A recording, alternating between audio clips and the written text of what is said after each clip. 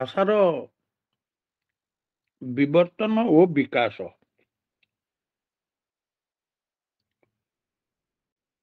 ମୁଁ ଗୋଟିଏ ଗୋଟିଏ ପ୍ରଶ୍ନର ଉତ୍ତର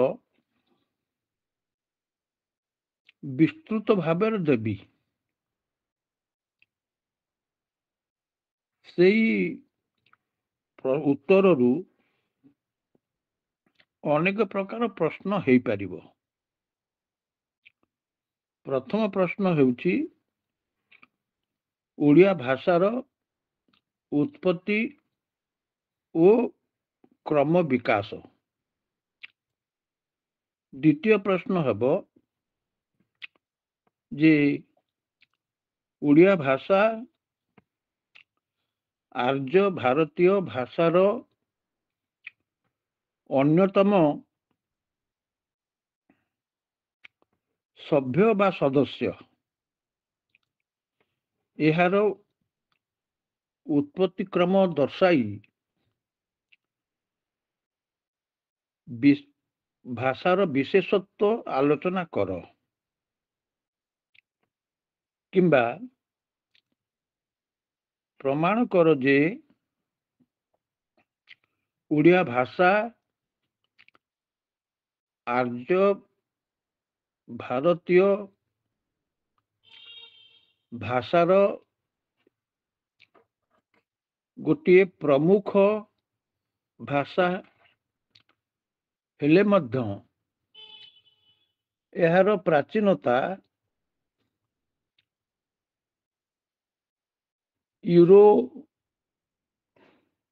ଇରାନିୟନ ଭାଷାର ଶାଖା ସହିତ ସମ୍ପୃକ୍ତ ଥାଏ ବା ସମ୍ପୃକ୍ତ ଅଛି ବା ସମ୍ପୃକ୍ତ ଥିଲା। ଏହିପରି ଭାବରେ ପ୍ରଶ୍ନ ପଡ଼ିବ।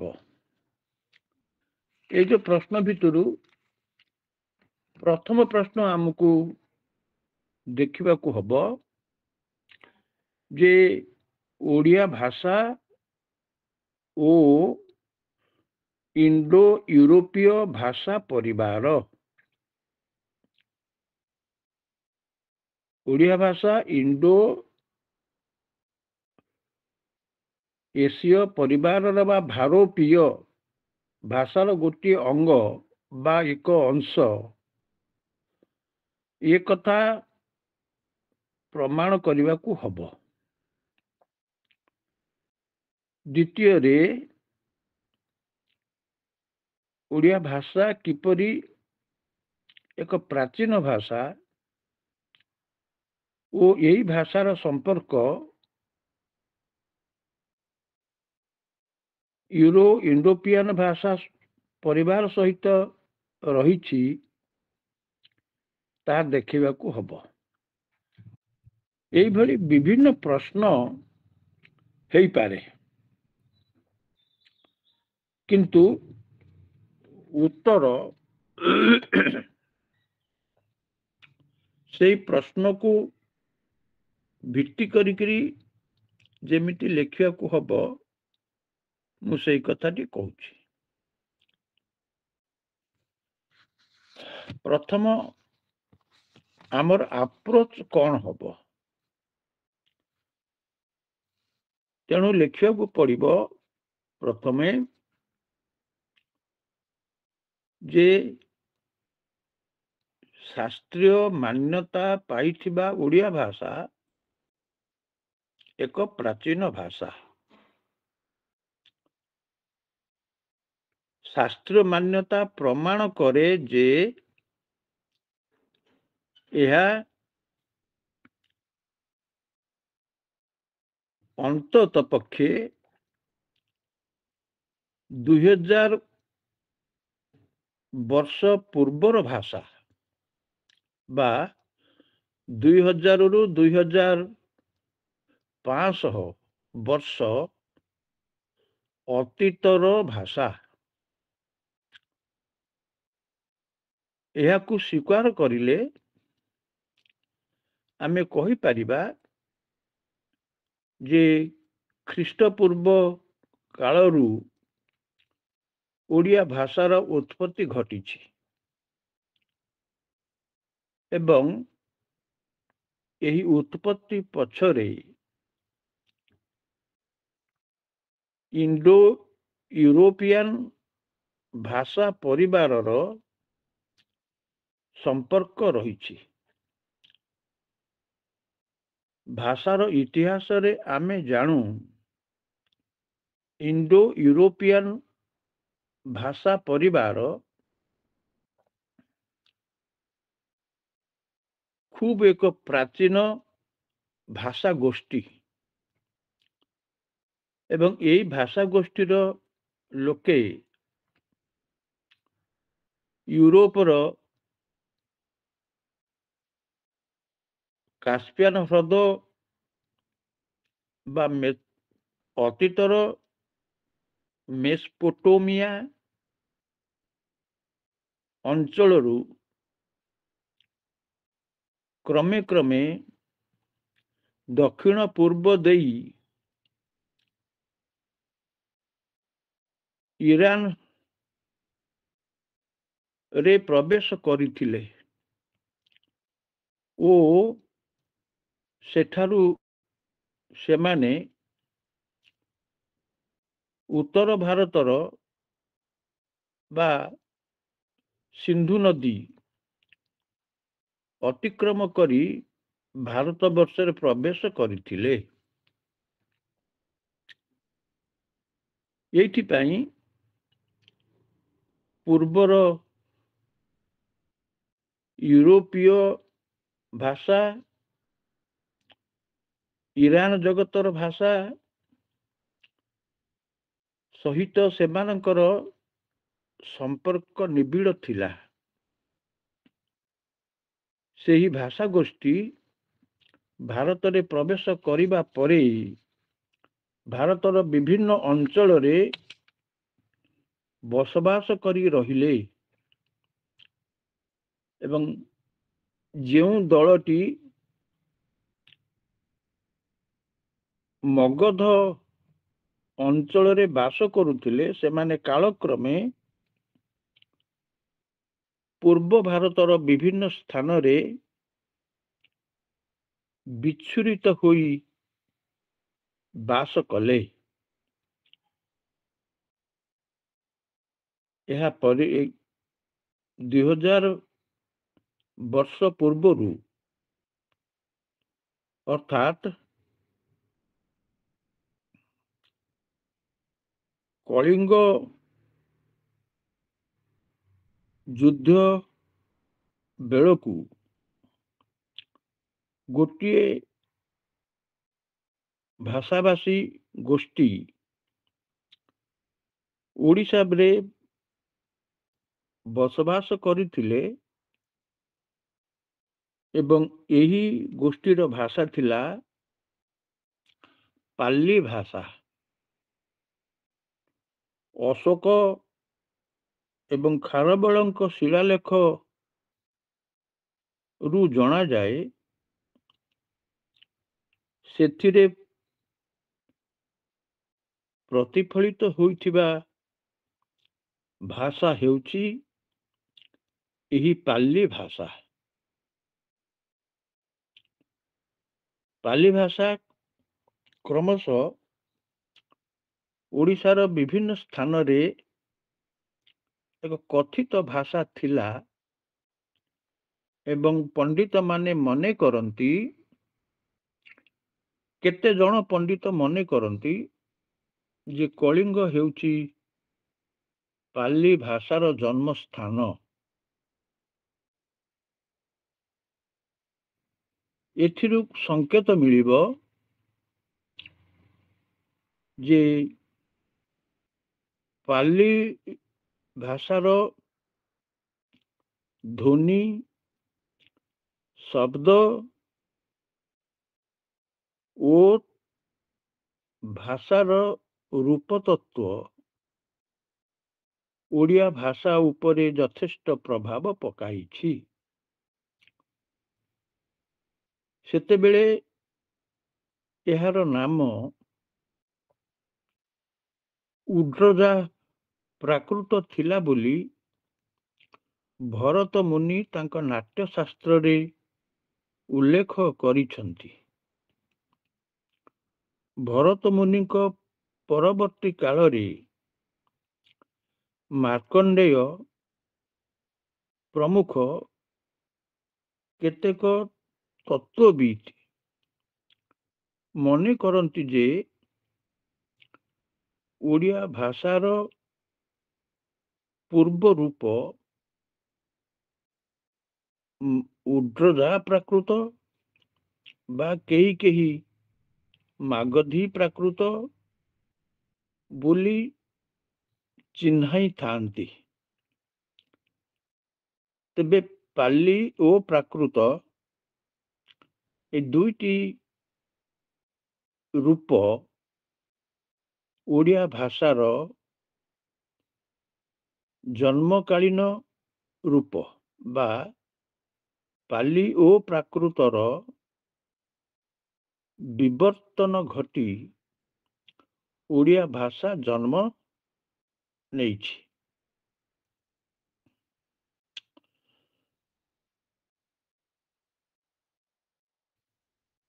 ଭାଷାବିତ୍ ପଣ୍ଡିତ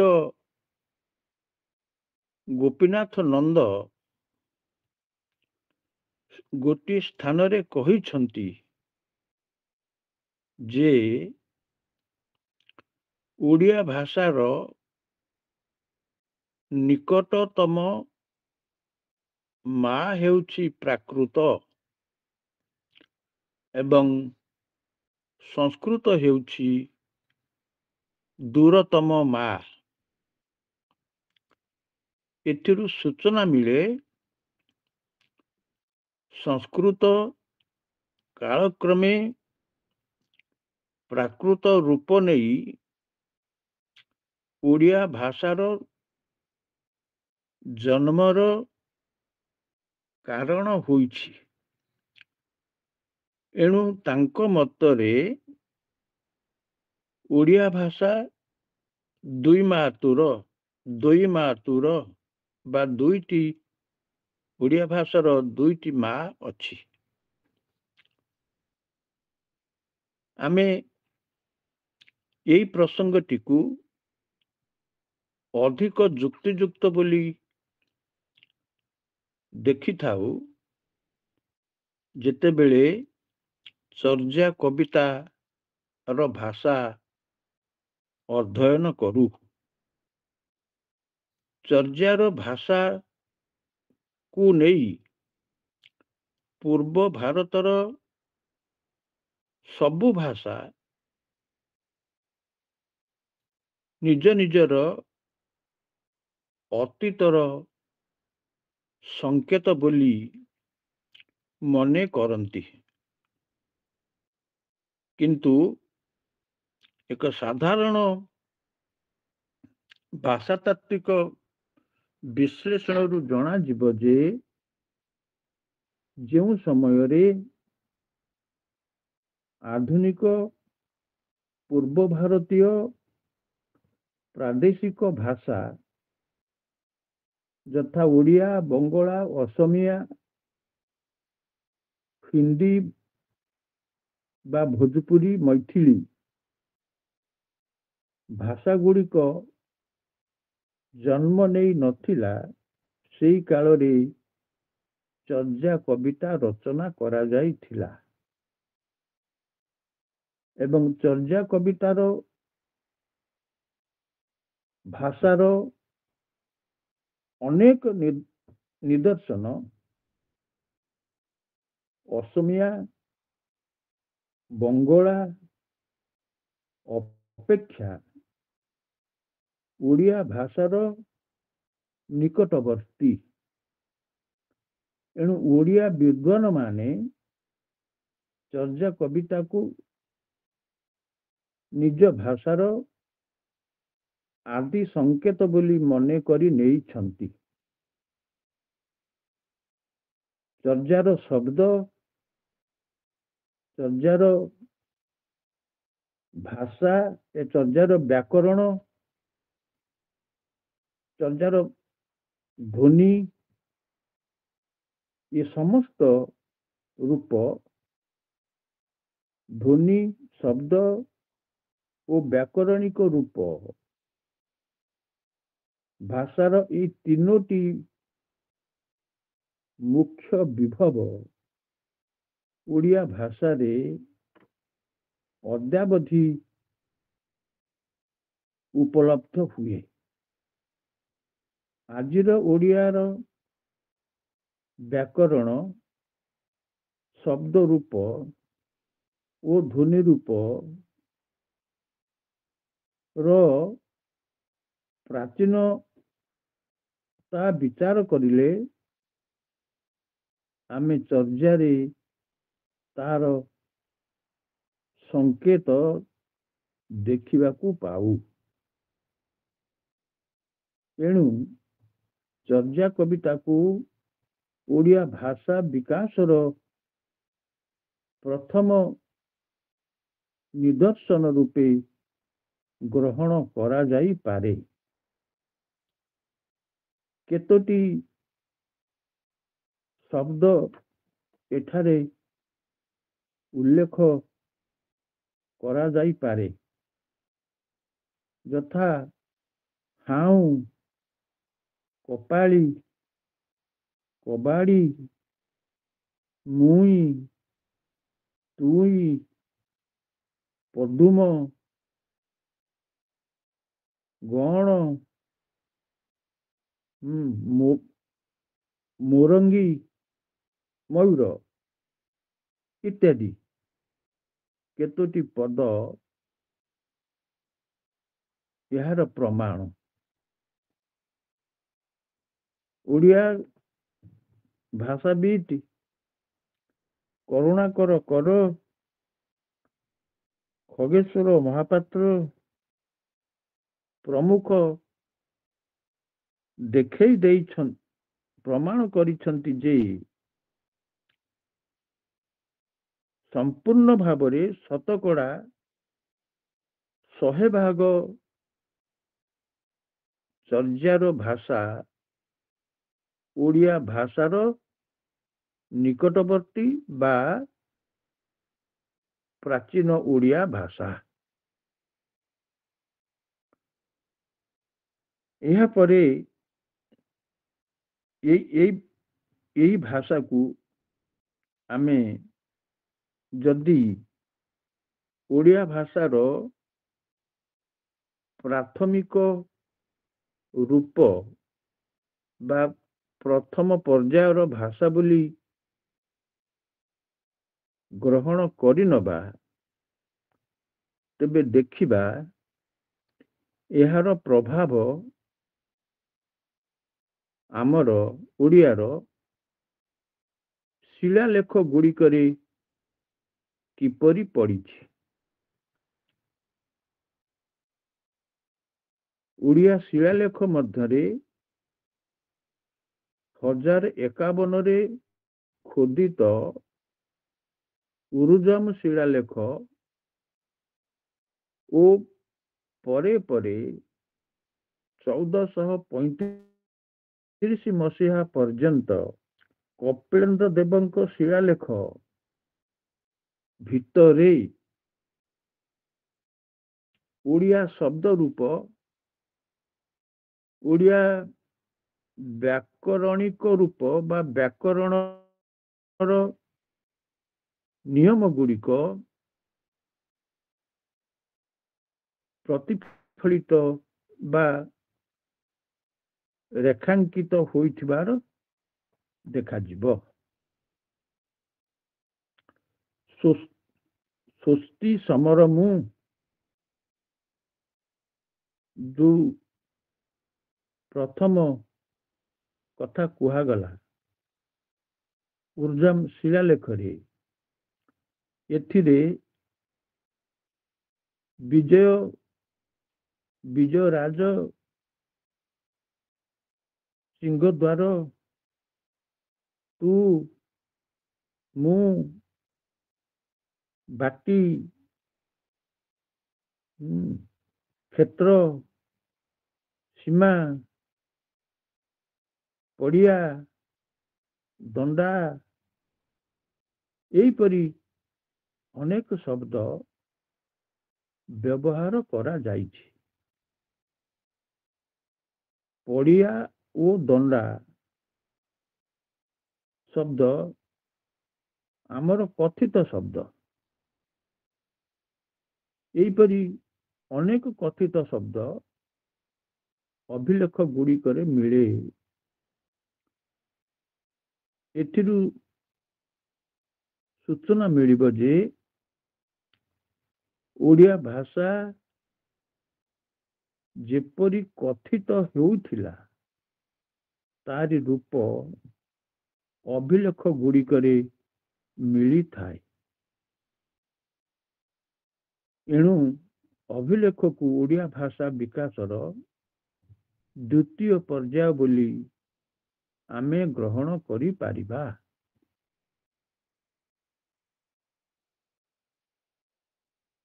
ଏହାପରେ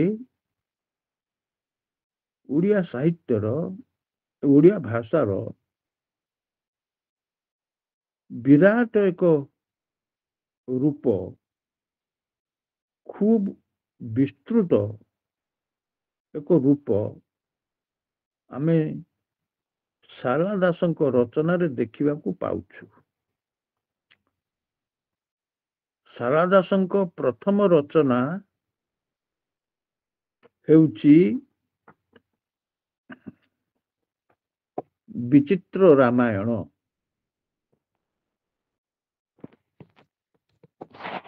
ବିଚିତ୍ର ରାମାୟଣ, ବିଲଙ୍କା ରାମାୟଣ ବୋଲି ଯାହା କୁହାଯାଉଛି, ସେଠି ତମେ ଜାଣିବା ପାଇଁ ବିଲଙ୍କା ରାମାୟଣ ବୋଲି ଯାହା କୁହାଯାଉଛି, ଭୁଲରେ ସେ ସବୁ ଆମର ଲେଖକ ମାନେ ଲେଖିଛନ୍ତି। ବିଲଙ୍କା ରାମାୟଣ ସେମିତି କିଛି ରାମାୟଣ ଶାରଳା ଦାସଙ୍କର ନାହିଁ। ବିଚିତ୍ର ରାମାୟଣ ଆବିଷ୍କୃତ ହେବା ପରେ ତାହାର ସମ୍ପାଦନା କରାଯାଇଛି ଓ ବିଚିତ୍ର ରାମାୟଣର ଭାଷା ମହାଭାରତର ଭାଷା ଠାରୁ ପୁରୁଣା ବୋଲି ପ୍ରମାଣ ମିଳୁଛି। ଏଣୁ ଚର୍ଯା କବିତା ପରେ ଓଡ଼ିଆ ଭାଷାର ସାହିତ୍ୟିକ ରୂପ ଆମେ ପ୍ରଥମ କରି ବିଚିତ୍ର ରାମାୟଣରେ ଦେଖିବାକୁ ପାଇବା। ବିଚିତ୍ର ଏହି ଗ୍ରନ୍ଥରେ ବହୁ ବହୁ କଥିତ ଗ୍ରାମାଞ୍ଚଳର ଶବ୍ଦ ଦେଖିବାକୁ ମିଳେ।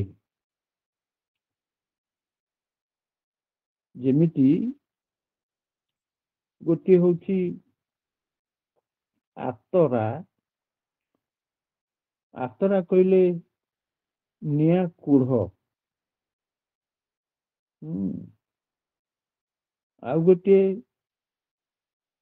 ହଉଛି ଅଲାଗି।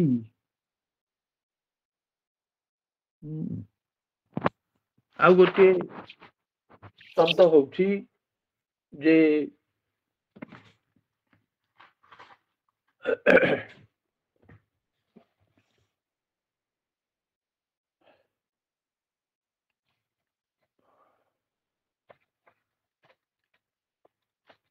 ମୁଁ କେତେଟା ଶବ୍ଦ କହିଦଉଛି।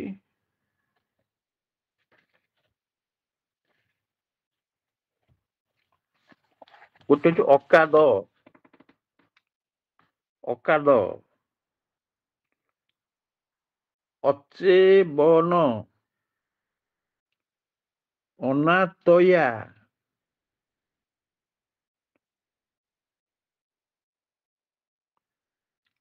ଅବିଳାସୀ,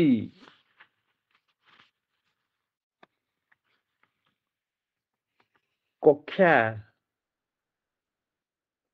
କୁରୁଳିବା,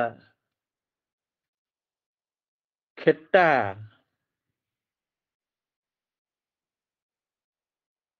ଧିଙ୍ଘାସ, ଧିଙ୍ଘାସ, ତଡତୀ, ବିରଙ୍ଗ, ବିରୋଳିବା, ଭୂଗତି, ମଞ୍ଚାଳିବା, ମଞ୍ଜୁର, ମଞ୍ଜୁର ମାନେ ମୟୂର, ମାଥ ମାନେ ମଥା, ମୁରାଟ, ମୁହାଁସ ଇତ୍ୟାଦି। এই କେତୋଟି ଶବ୍ଦ ତମେ ସୂଚନା ଦେଇପାରିବ।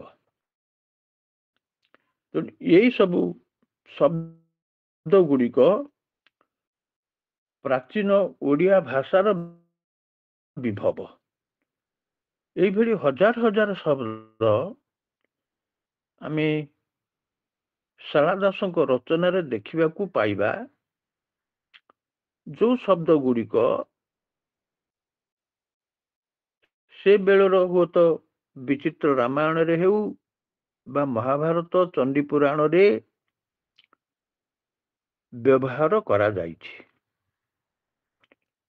ଏଣୁ ଏଥିରୁ ସଂକେତ ମିଳିବ ଯେ ଭାଷାର କଥିତ ରୂପ କିପରି ଗୋଟେ ସାହିତ୍ୟିକ ରୂପ ନେଇ ବିଚିତ୍ର ଭାବ ବା କଳ୍ପନା ର ସୃଷ୍ଟି କରିପାରିଛି। ଭାଷାର ସର୍ବୋତ୍ତମ ପରିପ୍ରକାଶ ହେଉଛି ସାହିତ୍ୟ। ସାହିତ୍ୟରେ ଭାଷାର ଯେପରି ବ୍ୟବହାର ଘଟେ, ତାର କେତୋଟି ରୂପ ଥାଏ। ପ୍ରଥମ ରୂପ ଯେ ଆଖ୍ୟାନ ପ୍ରସ୍ତୁତ କରିବା ବା ଗୋଟିଏ କାହାଣୀ ପ୍ରସ୍ତୁତ କରିବା। ଦୁଇ, କାହାଣୀ ହେଉଛି ଘଟଣା ପ୍ରଧାନ। ଏ ଘଟଣା ହେଉଛି ଚରିତ୍ର ମାନଙ୍କର ଆଚରଣ। এই ଆଚରଣରୁ ଦେଖାଯିବ ବିଚିତ୍ର ରାମାୟଣ ବା ମହାଭାରତରେ ଘଟିଥିବା ଘଟଣା ଗୁଡ଼ିକ ଭିତରୁ ମୁଖ୍ୟ ଘଟଣା ହେଉଛି ପ୍ରଣୟ କାହାଣୀ, ଦୁଇରେ ହେଉଛି ଯୁଦ୍ଧ କାହାଣୀ, ତିନିରେ ହେଉଛି ଦେବ ଆରାଧନା ବା ଠାକୁର ପୂଜା କରିବା ବିଷୟକ ଘଟଣା। ଏହିପରି ଅନେକ ଘଟଣା ଭିତରୁ ମୁଖ୍ୟତଃ ଏଇ କେତୋଟି ଘଟଣା ଭିତରେ ଯେଉଁ ବିଷୟବସ୍ତୁର ବର୍ଣ୍ଣନା କରାଯାଇଛି, ସେଇ ବିଷୟବସ୍ତୁ ଗୁଡ଼ିକ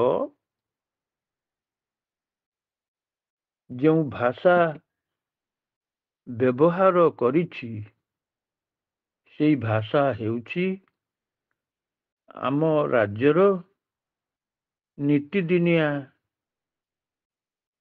ବ୍ୟବହୃତ ଭାଷା। ଲୋକେ ଯେପରି କଥାବାର୍ତ୍ତା କରନ୍ତି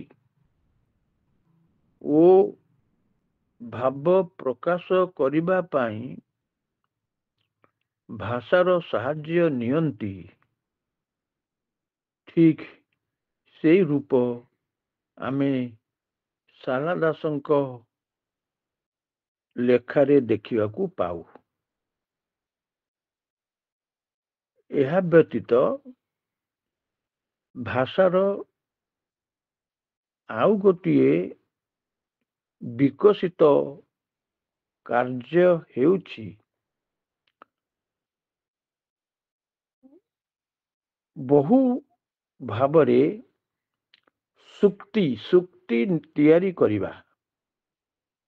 ସୁକ୍ତି ତିଆରି କରିବା ଏ ସୁକ୍ତି ଗୁଡ଼ିକ ପ୍ରବାଦ ପ୍ରବଚନ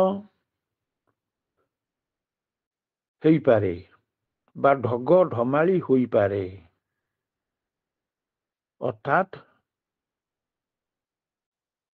କବିଙ୍କ ବର୍ଣ୍ଣନା ରୁ ଆରମ୍ଭ କରି ଲୋକ ମୁଖରେ କୁହାଯାଉଥିବା ଭିନ୍ନ ଭିନ୍ନ ପ୍ରକାରର ଆଚରଣ ବା କାହାଣୀ ବା ପ୍ରବାଦ ପ୍ରବଚନ ଗୁଡ଼ିକ ଭିତରେ ଭାଷାର ସମୃଦ୍ଧି ଘଟିଥାଏ। ଶାରଳା ଦାସଙ୍କ ରଚନାରେ ଗୋଟିଏ ଅଗ୍ରପୂଜ୍ୟ ଗଣନାଥ ବୋଲି କୁହାଯାଇଛି। ଏହିପରି କୁହାଯାଇଛି, କୋଡ଼େ ଯେତେ ମାଡ଼େ ସେତେ। ଏହିପରି କୁହାଯାଇଛି, ସଂସାର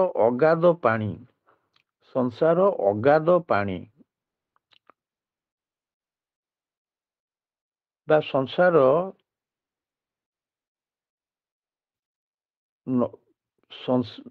ନୌକା ଥିଲେ ସଂସାର ପାରି, ଧର୍ମ ଜଗତକୁ ନୌକା ପରି। ଏ ଧର୍ମଟା କିପରି? ନା ଜଗତର ନୌକା ଯେମିତି ନୌକା ସାହାଯ୍ୟରେ ଯେମିତି ନଈ ବା ପାଣିକୁ ଅତିକ୍ରମ କରି ହୁଏ, ଠିକ ସେଇଭଳି ଧର୍ମର ସାହାଯ୍ୟରେ ଜୀବନର ନାନା ବିଘ୍ନ ଅତିକ୍ରମ କରି ହୁଏ। ଏହିପରି ଭାବରେ ବହୁ ଉପଦେଶାତ୍ମକ ବାକ୍ୟ ଆମେ ଦେଖିବାକୁ ପାଉ। ସାହିତ୍ୟର ଏ ଭାଷାର ବିକାଶ ସାହିତ୍ୟିକ ଅଭିବ୍ୟକ୍ତି ଭିତରେ ଘଟେ। ସାହିତ୍ୟିକ ଅଭିବ୍ୟକ୍ତି ହେଉଛି ଗୋଟିଏ ସାଧାରଣ କଥାକୁ ଆଳଙ୍କାରିକ ରୂପ ଦେବା। ଏହି ଆଳଙ୍କାରିକ ରୂପ ଭିତରେ ଉପମା ଓ ରୂପକ ହେଉଛି ମୁଖ୍ୟ। ଆମେ ଶାରଳା ଦାସଙ୍କ ରଚନାରେ ଏ ଉପମା ଓ ରୂପକ ବହୁ ଭାବରେ ବ୍ୟବହୃତ ହୋଇଥିବାର ଦେଖୁ। ତେଣୁ ଏହି ସବୁ ବିଷୟକୁ ବିଚାରକୁ ନେଇ କୁହାଯାଇ ପାରିବ, ଭାଷା ପ୍ରଥମେ ମନରେ ଯେଉଁ ଭାବ ପ୍ରକାଶ କରୁଥିଲା, ତାହା ନୀତିଦିନିଆ ଜୀବନର ଆବଶ୍ୟକତା ପୂରଣ କରି ସୀମିତ ହୋଇ ରହିନାହିଁ। ଏହାର କଳାତ୍ମକ ବିକାଶ ଘଟିଛି। ବହୁ ପ୍ରକାର କାହାଣୀ ସୃଷ୍ଟି କରି ନୀତିବାଣୀ ବା ସୁକ୍ତି ସୃଷ୍ଟି ମାଧ୍ୟମରେ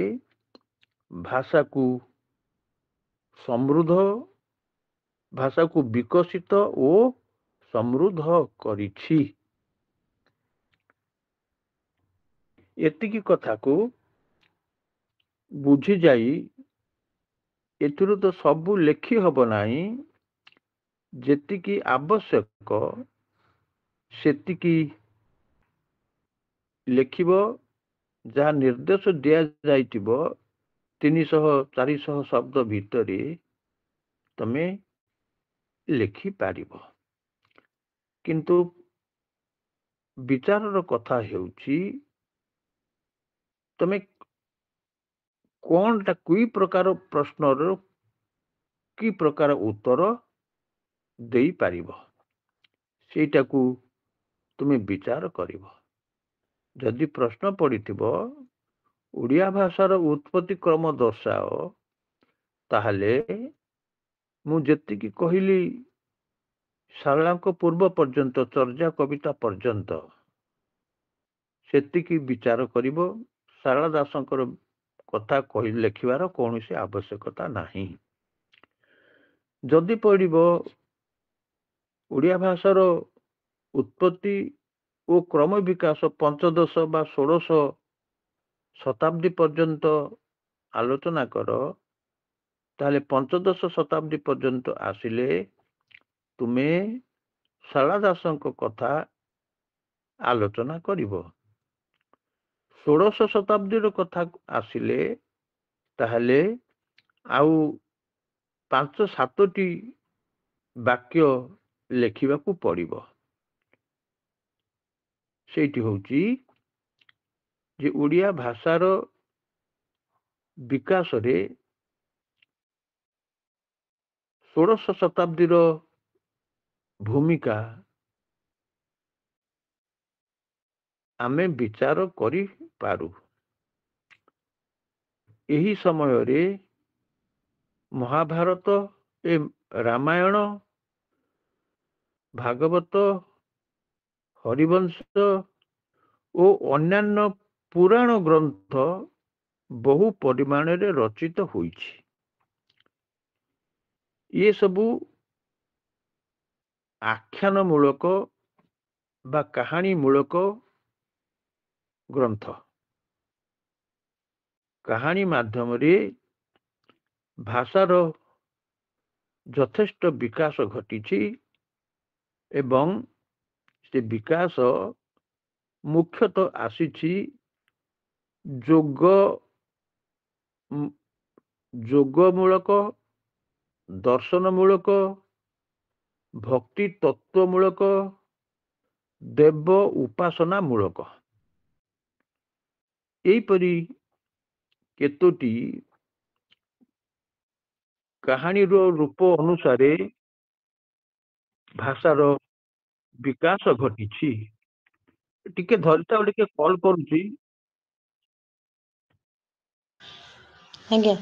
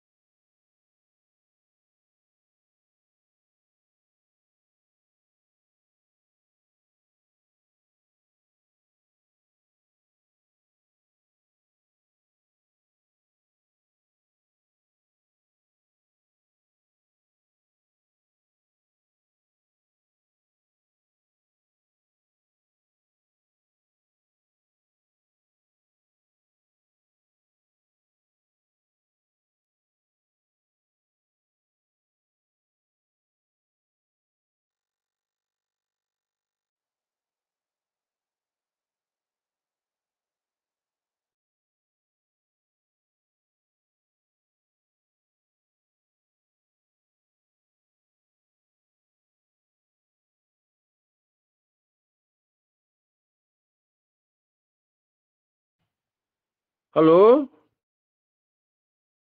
ଆଜ୍ଞା ଆଜ୍ଞା ସାର୍। କେତେ ଜଣ ଅଛ? 4 ଜଣ, 5 ଜଣ? ଆଜ୍ଞା। हाँ आज कौन एथुरु अबुझा रहिला तुमर कौन पचारिबु अछि मते कह।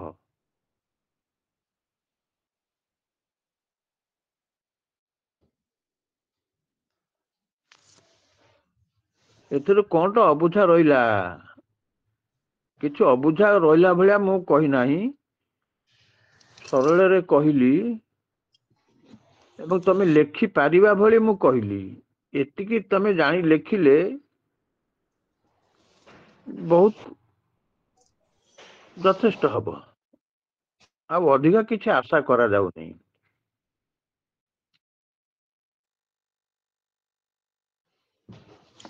ହୁଁ ଆଜ୍ଞା ସାର୍।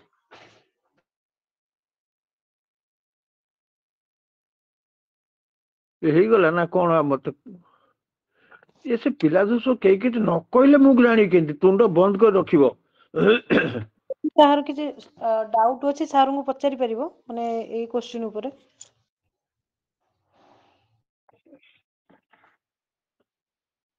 କଣ ଅବୁଝା କଣ ରହିଲା କି?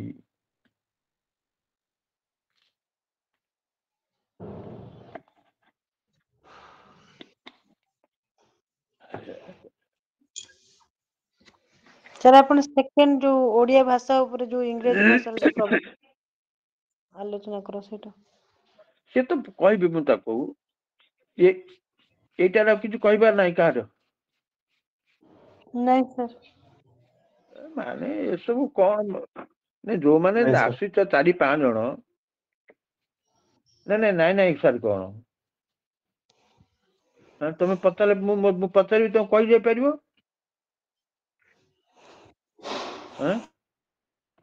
ତମେ ଲାଜ ଶର୍ମ କିଛି କର ନାହିଁ। କୋଉ ଅଂଶରେ ତମର ମନେ ରହିଲା ନାଇଁ କି ବୁଝିପାରିଲ ନାଇଁ କି କଣ ଅସୁବିଧା ହେଲା ସେଟା କହିବ ନା।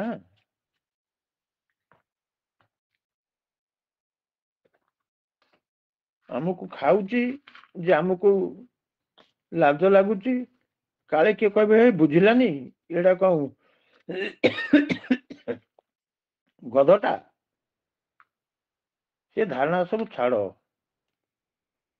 ତମେ ଯେ ଏକଥା କାହିଁକି ଜାଣିବ କାହିଁକି ବୁଝିବ ତମ ଦରକାର କଣ ଆବଶ୍ୟକତା ପଡିଛି ବୋଲିକିରି ତମେ ପଢୁଛ ନହେଲେ ଏଗୁଡା କାହିଁକି ପଢିବ। ସବୁ ଅଧ୍ୟାପକ କଣ ଜାଣିଛନ୍ତି ଯୋଉମାନେ ସାହିତ୍ୟ କରୁଛନ୍ତି ଅଧ୍ୟାପନା କରୁଛନ୍ତି ସେମାନେ କଣ ଜାଣିଛନ୍ତି। ସେମାନେ ପାଠିରୁ ବଚନ ବାହାରିବନି ଆଉ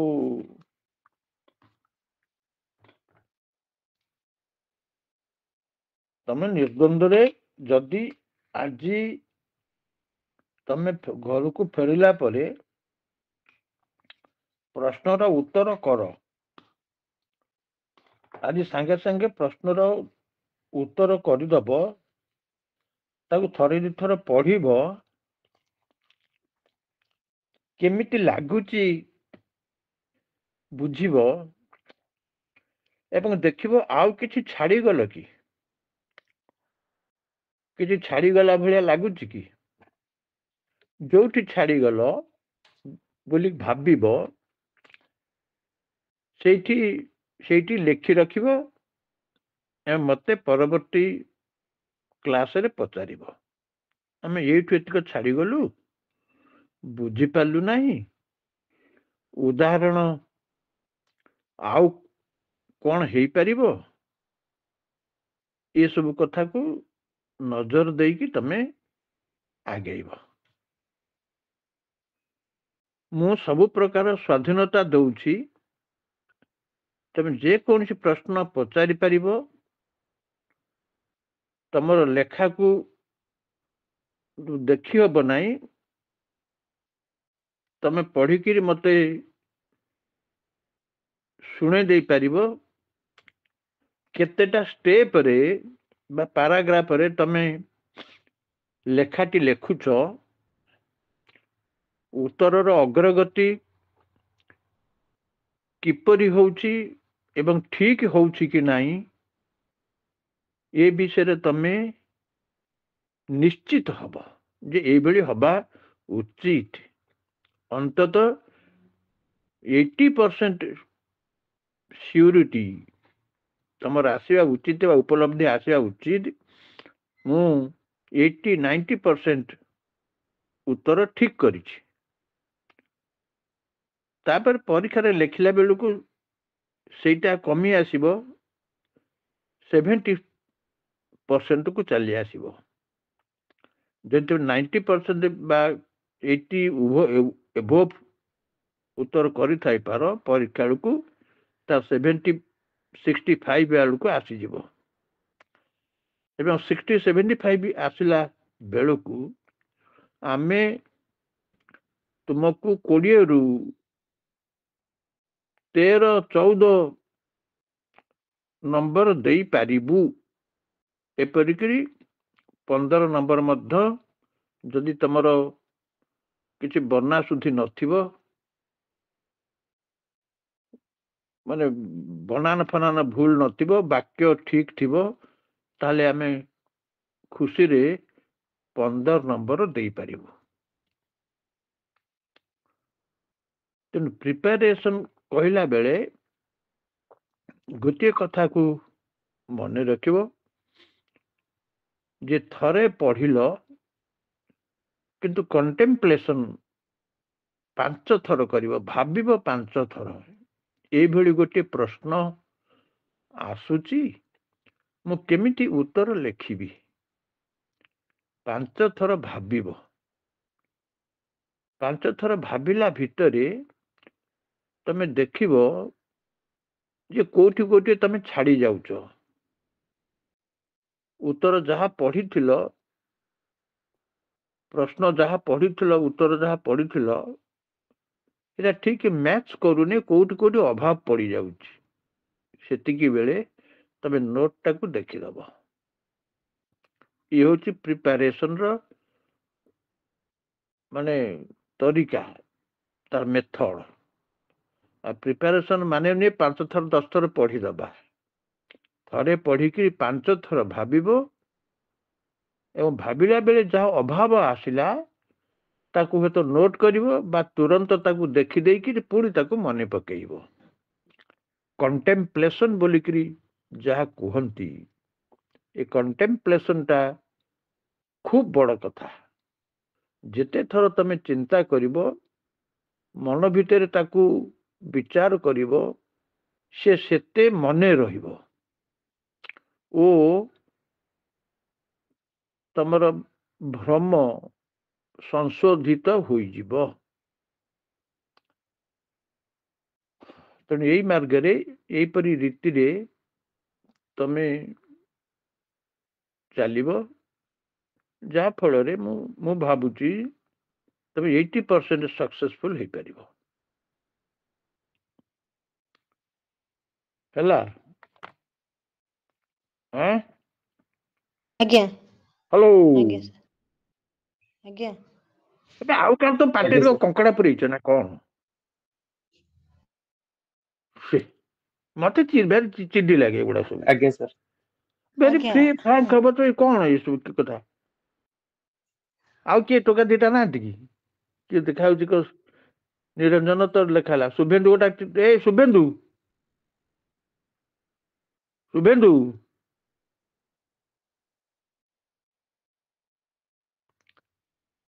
ଏଟା ମୁଁ ତା ଚିତ୍ରଟା ଦେଖା ହଉଥିଲା। ତାପରେ ଆଶୁତୋଷ, ଅୟୁ, ଆଜ୍ଞା ସାର୍। କଣ ଆଜ୍ଞା ସାରେ ଆଜ୍ଞା ସାରେ, ଏତେ କଣ କଥା, କଣ ଚଟାପଟ କାହିଁ କଥା କହୁନ ହଉନି? ଟିକେ ଏଠି ଭୋକାଲ ହୁଅ। ଇଏ ଚୁପଚାପ ବସିବାଟା ଭାରି ଇଏ ଲାଗେ। ହଁ ଆଜ୍ଞା ସାର୍।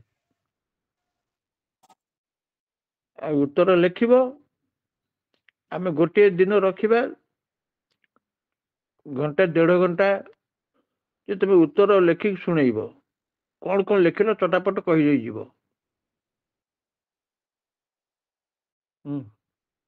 ଏମିତି ଉତ୍ତରଟା ମୁହଁରେ ଥିଲା, ଲେଖିଥିବ ମୁହଁରେ ଥିବ, ତମେ ଚଟାପଟ 2 ମିନିଟରେ ଗୋଟିଏ ଉତ୍ତର କହିବ। कौन लिखिच मुख्य हेडिंग कथा कौन लिखिच खाली टिके टिके टिके मत सूचना दे जीवो सर तापर प्रश्न कौन सर कहली सुजाता सर गोटे प्रश्न अच्छी धरतु 10 मार्क और 15 मार्क और 20 मार्क जो प्रश्न आसूची 10 मार्क प्रश्न पे केतोटी पारा रहिबा दरकार 15 मार्क पे केतोटी पारा रहिबा दरकार और 20 मार्क पे केतोटी पारा रहिबा दरकार केतोटी पारा पारा फारा कथा किछि कह नै तमे उत्तरटा 20 मार्क पे जिते विस्तारित कर लिखुल से टिके कमे दब आज्ञा जदि से समय भितर तुम लिखि पार 2 पृष्ठ जगह 3 पृष्ठ लिखिदेल सी कही 250 शब्द 250 तुम 300 शब्द हो गला 300 रु अधिक हो गला से किछि भाबिबार नाही आज्ञा आज्ञा केही सिटी अक्षर गणिकी नंबर दौना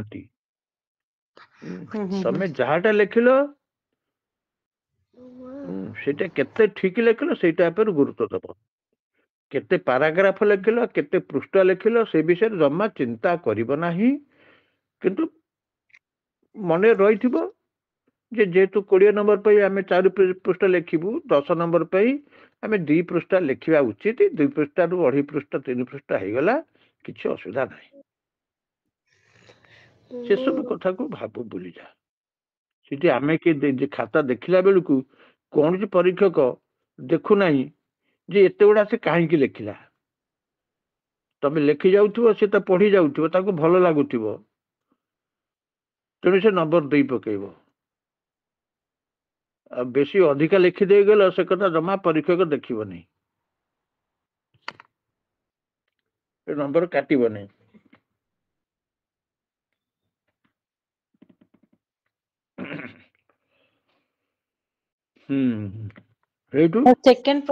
सेकंड प्रश्न थिला ओडिया भाषा रे इंग्रजी भाषार प्रभाव ऊपर आलोचना करो उदाहरण से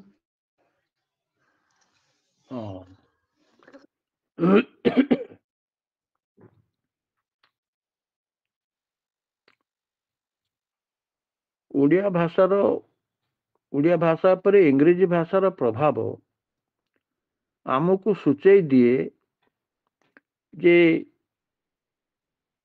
इंग्रज माने जेबे ओडिशा अधिकार करिले सेबे इंग्रजी भाषार प्रभाव अनुभूत होइछि इतिहास रे आमे 1803 मसीहा को इंग्रज माने ओडिशा रे प्रवेश करिवार समय बोली निर्धारण करिचु किंतु यार अर्थ नुहे ठीक यही समय 1803 मसीहा ओडिया भाषा रे इंग्रजी भाषा रो प्रभाव पड़ी कौन सी भाषार प्रभाव भिन्न भिन्न कारणरू पड़ी थाए प्रत्यक्ष भावरे जदि गोटे भूमि कौन सी एक शासक कौन सी एक शासनर अधीन रे रही ओ शासन संस्कृति शिक्षा वाणिज्य धर्म आदि विषय उपरे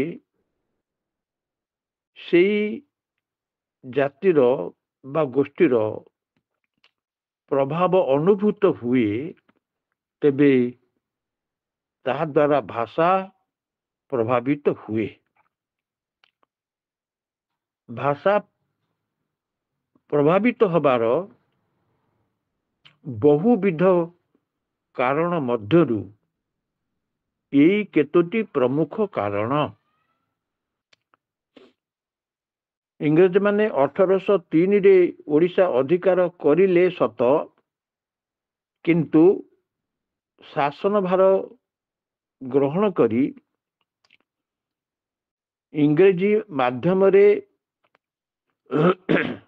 ଶାସନ ପରିଚାଳନା କରିବା ପାଇଁ ନିଶ୍ଚିତ କିଛି ବର୍ଷ ଲାଗିଥିବ। ତେବେ ଏଠାରେ ମନେ ରଖିବା ଉଚିତ ଯେ ଇଂରେଜମାନଙ୍କ ପୂର୍ବରୁ ମୁସଲମାନ ପଠାଣ ଓ ମୁସଲମାନ ମାନେ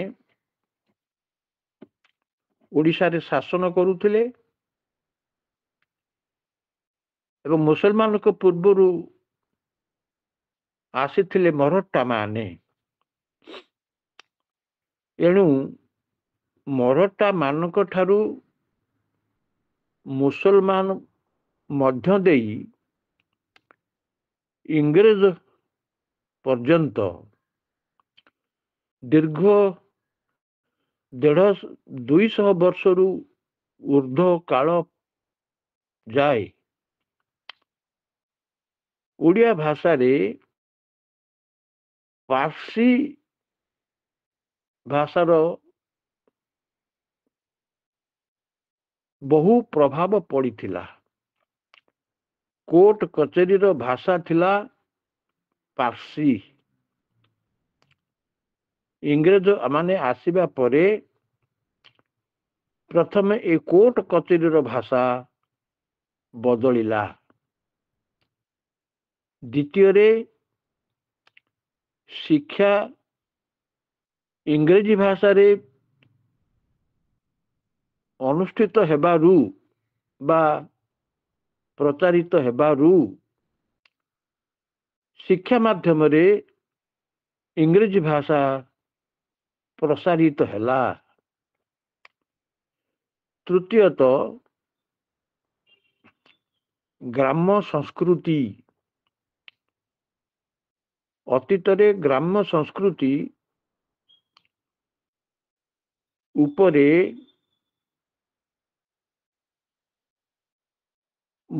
ପଠାଣ ମୁସଲମାନ ମାନଙ୍କର ଯଥେଷ୍ଟ ପ୍ରଭାବ ଥିଲା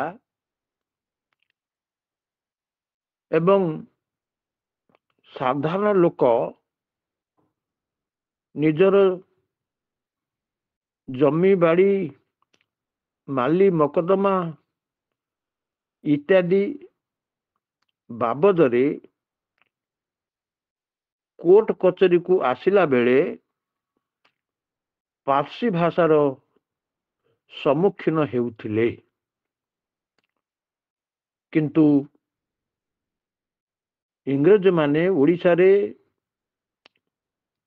ଖ୍ରୀଷ୍ଟ ଧର୍ମ ମିଶନାରୀ ମାନଙ୍କ ମାଧ୍ୟମରେ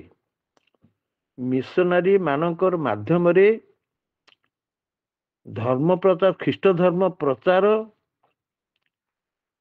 ଓ ପରେ ପରେ ପତ୍ର ପତ୍ରିକା ପ୍ରକାଶନ ଏବଂ ଖ୍ରୀଷ୍ଟ ଧର୍ମର ବାଣୀ, ଯାହାକୁ ସେତେବେଳେ ଟ୍ରାକ୍ଟ ବୋଲି କୁହାଯାଉଥିଲା, ତାହାର ପ୍ରଚାର କରିବା ଫଳରେ କ୍ରମେ କ୍ରମେ ଇଂରେଜୀ ଭାଷା ଓଡ଼ିଆ ମାନେ ଇଂରେଜୀ ଭାଷା ସମ୍ପର୍କରେ ଆସିଲେ। 1835 ମସିହାରେ ଲର୍ଡ ମାକେଲେ ଯେଉଁ ନିୟମ ପ୍ରସ୍ତୁତ କଲେ ଓଡ଼ିଆ ମାନଙ୍କୁ ଶିକ୍ଷିତ କରିବା ପାଇଁ, ତାର ମୂଳରେ ଥିଲା ଯେ ଓଡ଼ିଆ ମାନେ ହେବେ ଇଂରେଜ ଓ ସାଧାରଣ ଲୋକଙ୍କ ଭିତରେ ଗୋଟିଏ ମାଧ୍ୟମ ବା ଯୋଗସୂତ୍ର, ଅର୍ଥାତ୍ କିରାଣୀ ଚାକିରି ପାଇ ସେମାନେ ଇଂରେଜ ମାନଙ୍କୁ ଶାସନରେ ସାହାଯ୍ୟ କରିବେ ଓ ସାଧାରଣ ଲୋକ ବା ଶାସିତ ଲୋକ ଇଂରେଜର ହୁକୁମ ମାନିବେ। यही उद्देश्य रखी इंग्रज शासक विशेष करी मिशनारी माने विभिन्न प्रकार ग्रंथ लेखिले से भितरु हेउची सुसमाचार ख्रीष्ट धर्मर सुसमाचार मुख्य ये सुसमाचार माध्यम रे इंग्रजी भाषार प्रसार बा इंग्रजी भाषार प्रचार करागला दुई रे प्रत्यक्ष भाव रे हिंदू मानंकु ख्रीष्ट धर्म रे दीक्षित करिबा पाई उद्यम करागला तृतीय रे ओडिशार प्राथमिक शिक्षा प्रसार विकास नाम रे जो स्कूल प्रतिष्ठा करागला सेथिरे इंग्रजी भाषार व्यवस्था रहिला देखा जाउछि अतीत रे जे ओडिया स्कूल रे प्रथमे बंगाली मानकर प्रभाव रे बंगला भाषा शिक्षा दिया जाउथिला किंतु किछि इंग्रजी साहेब बा मुख्यतः होउछंती रेभेन्सा टी रेभेन्सा को नेतृत्व रे ओडिशा रु बंगला भाषा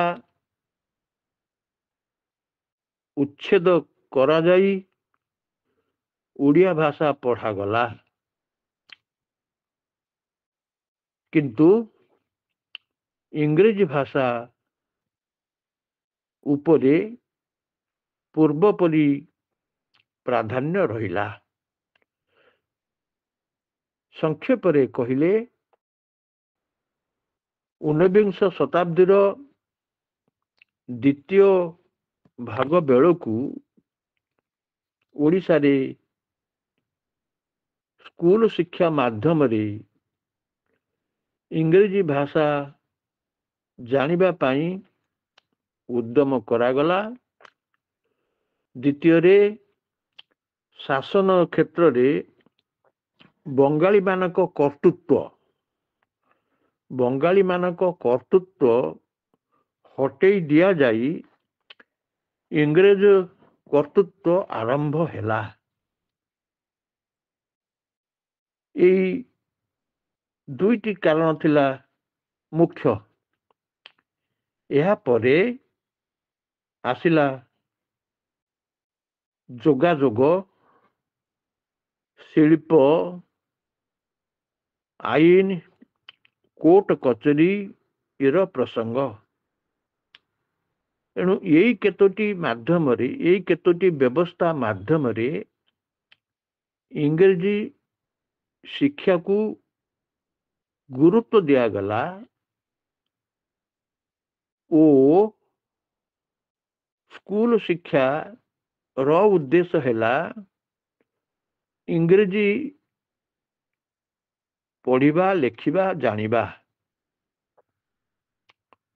तेबे इंग्रजी सभ्यता बा इंग्रजी शासन काल रे आमे जेते इंग्रजी शब्द रो परिचय पाइछु से सबको आमे निम्न भावरे सजेई करी लिखि दे पारिबा एक रे प्रथम हैला धर्म संक्रांत केते इंग्रजी शब्द आम पाखु आसिला जेमती ख्रीष्ट क्राइस्ट चर्च मिशन ये सब केते शब्द तापर शिक्षा रे केते आसिला जे स्कूल कॉलेज क्लास सब्जेक्ट ये सब केमती केते विषय सब आसिला सेमिति आसिला शासन रे केते आसिला वाणिज्य व्यवसाय रे केते आसिला चिकित्सा जगत रे केते आसिला ये सब भाग कर दे पारिबो ये सबुठारु गुरुत्वपूर्ण हेउची शासन संपर्कित विषय शासन संपर्कित विषय तो आम कहलु जे शासन रे गोटे रहउचंती किए ना मिनिस्टर गवर्नमेंट जदि फाइल ये सब लिस्ट सब अच्छी से लिस्ट ला देखिदेव सेगुड़ाक विशेष किसी गुरुत्वपूर्ण नुहे एमती 1000 शब्द मिल 5-7टा विभाग रे देखा जीवो जे बहु परिमाण रे इंग्रजी शब्द आम पाखकू आम भाषा को आसी किंतु गोटे कथा ये विचार करा जाय परिबो जे कौन सी भाषा इंग्रजी भाषा को एक समृद्ध भाषा बोलिकरी मने करा जाए किंतु भाषा तत्व रे कुहा जाउची कौन सी भाषा समृद्ध बा दुर्बल भाषा नुहे भाषा हेउची मनीष बा व्यक्ति आवश्यक करुथिबा अनुसारे भाव प्रकाश करने आवश्यक शब्द ता पाखरे अच्छी कि ना आवश्यक शब्द भंडारटी केते समृद्ध इंग्रजी रे 1000 शब्द धरा जाऊ अच्छी सबु शब्द कौन आमर आवश्यक नुहे विभिन्न गोष्ठीर आवश्यक तथापि भाषा दृष्टि विचार करिले आमे देखुछु जे आधुनिक काल रे बेसी परिमाण रे शासन संबंधी शिक्षा संबंधी कोर्ट कचेरी संबंधी शब्दर संख्या बहु परिमाण अधिक एवं आहुरी आधुनिक काल रे बेसी आसे चिकित्सा संबंधी डॉक्टर नर्स ठू आरंभ करी हॉस्पिटल इंजेक्शन एपरी अनेक शब्द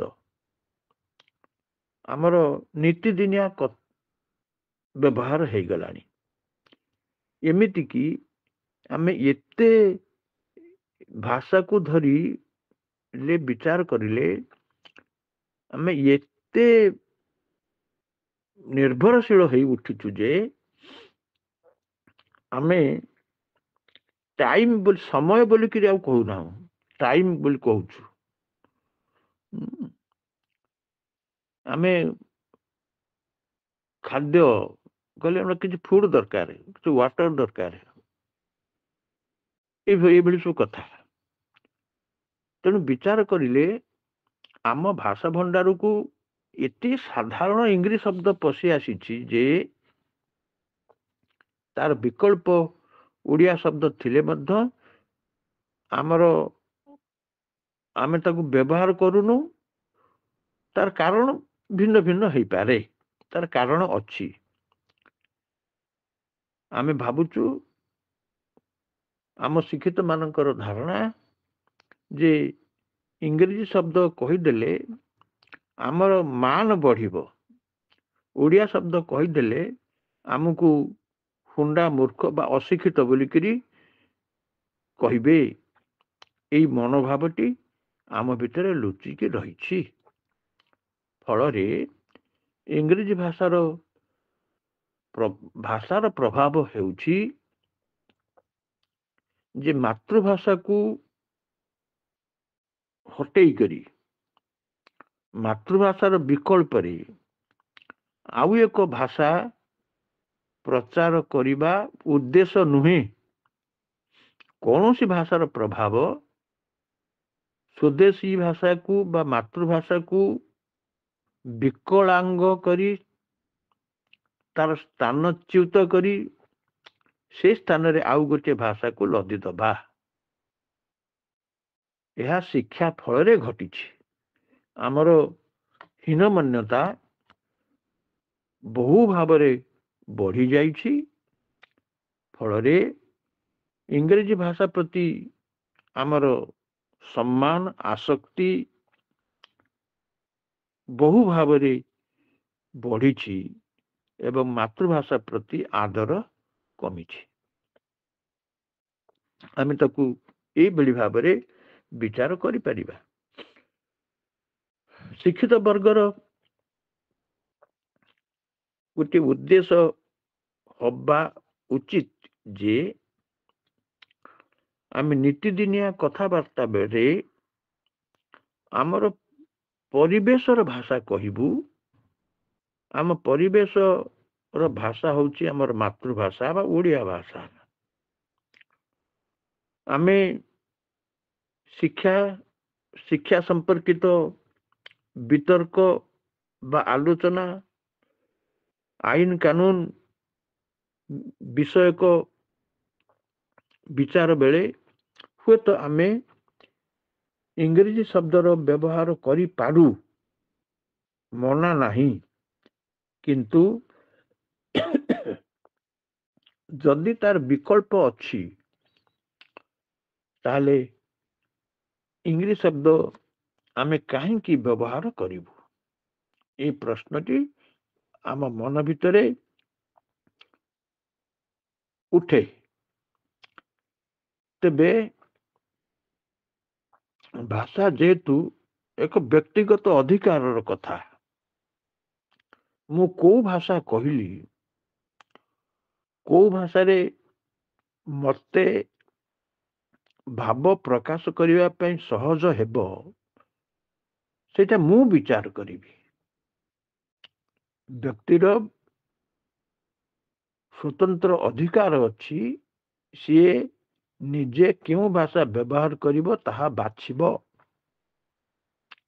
ଏହି ହେତୁ ଦେଖିଲେ ଆମର ଆଧୁନିକ ଶିକ୍ଷିତ ଗୋଷ୍ଠୀ ଇଂରେଜୀ ଭାଷାକୁ ନିଜର ଭାବ ପ୍ରକାଶର ମାଧ୍ୟମ ବୋଲି ଗ୍ରହଣ କରି ନେଇଛନ୍ତି। ଏଇଭଳି ଏକ ମନୋଭାବ ବର୍ତ୍ତମାନ କାଳରେ ବଢି ବଢି ଚାଲିଛି। ଏହା କେତେ ଭଲ କେତେ ମନ୍ଦ ତାର ବିଚାର କ୍ଷେତ୍ର ଏହା ନୁହେଁ। ଆମେ ଅନ୍ୟତ୍ର ତାର ବିଚାର କରିପାରୁ। ଜାଣିଛ ସେ ଶବ୍ଦ ସବୁ, ମୁଁ ତାର ଉଦାହରଣ ଆଉ କଣ ଦେବି, କିନ୍ତୁ ଉତ୍ତରଟି କରିବାରେ ଆମର ଏଇ ଆଭିମୁଖ୍ୟଟି ରହିବା ଉଚିତ। ଏହିପରି ବିଚାର ଆମେ କରିବା ଉଚିତ। ଭାଷା ଲଦି ଦିଆଯାଇପାରେ ନା। ଭାଷା ଏକ ସ୍ୱାଭାବିକ ପ୍ରକ୍ରିୟା ଓ ମାତୃଭାଷା ହେଉଛି ଶ୍ରେଷ୍ଠ ମାଧ୍ୟମ ଭାବ ପ୍ରକାଶ କରିବା ପାଇଁ। କାରଣ ଆମେ ମାତୃଭାଷାରେ ଭାବୁ। ଆମେ ଇଂରେଜୀରେ ଯେତେ ଦକ୍ଷ ହେଲେ ମଧ୍ୟ ଆମେ ଇଂରେଜୀ ଭାଷାରେ ଭାବୁନା। ଆମେ ମାତୃଭାଷାର ସାହାଯ୍ୟ ନେଉ। ଭାବଟି ସୃଷ୍ଟି ହୁଏ ନିଜ ଭାଷା ବା ମାତୃଭାଷା ଦ୍ୱାରା। ତାକୁ ଆମେ ଏତେ ଶିକ୍ଷିତ, ଆମେ ଏପରି ଶିକ୍ଷା ପାଇଛୁ ଯେ ଆମେ ତୁରନ୍ତ ଭାତ କହିଲାକୁ ରାଇସ୍ କଥା ମୁଁ ଜାଣିଛି, କିନ୍ତୁ ରାଇସ୍ ଶବ୍ଦ ମୋ ମୁଣ୍ଡକୁ ଢୁକିବନି, ମୁଁ ଭାତ ବୋଲି କହିଦେବି। ଏମିତି ମଧ୍ୟ ଆମେ ଅଭ୍ୟସ୍ତ ହୋଇଗଲୁଣି। ବାହାରେ ରାଇସ୍ ପରିବର୍ତ୍ତେ, ଭାତ ପରିବର୍ତ୍ତେ ରାଇସ୍ ଦିଅ ଆମେ କହୁଛୁ। ତେଣୁ ସେ ହେଉଛି ଭାଷାର ସେ ଗୋଟେ ପ୍ରକ୍ରିୟା, ଚିନ୍ତନ ପ୍ରକ୍ରିୟା। ଆମ ମୁଣ୍ଡ ଭିତରେ ଭାଷା ଯନ୍ତ୍ର ବୋଲିକି ଭାଷା ଯୋଉ କୋଷଟି ରହିଛି ସେ ଏପରି ଏତେ ତୁରନ୍ତ ଭାବରେ ତାକୁ ଟ୍ରାନ୍ସଲେଟ୍ କରିଦିଏ ଯେ ଆମେ ଇଂରେଜୀରୁ ଓଡ଼ିଆ, ଓଡ଼ିଆରୁ ଇଂରେଜୀ ବା ଅନ୍ୟ ଯେକୌଣସି ଭାଷା ଆମେ ଯଦି ଜାଣିଛୁ ସେ ତାକୁ ତୁରନ୍ତ ତାକୁ ଟ୍ରାନ୍ସଫର୍ମ କରିଦିଏ, ତ ରୂପାନ୍ତର କରିଦିଏ। ତେଣୁ ଉତ୍ତର କରିଲା ବେଳକୁ ଖାଲି ତମେ ସେଇ କେତୋଟି ଉଦାହରଣ ଦେଇକରି ଉତ୍ତର ଶେଷ କରିଦେବ ବୋଲିକରି ମୁଁ ଭାବୁନାହିଁ।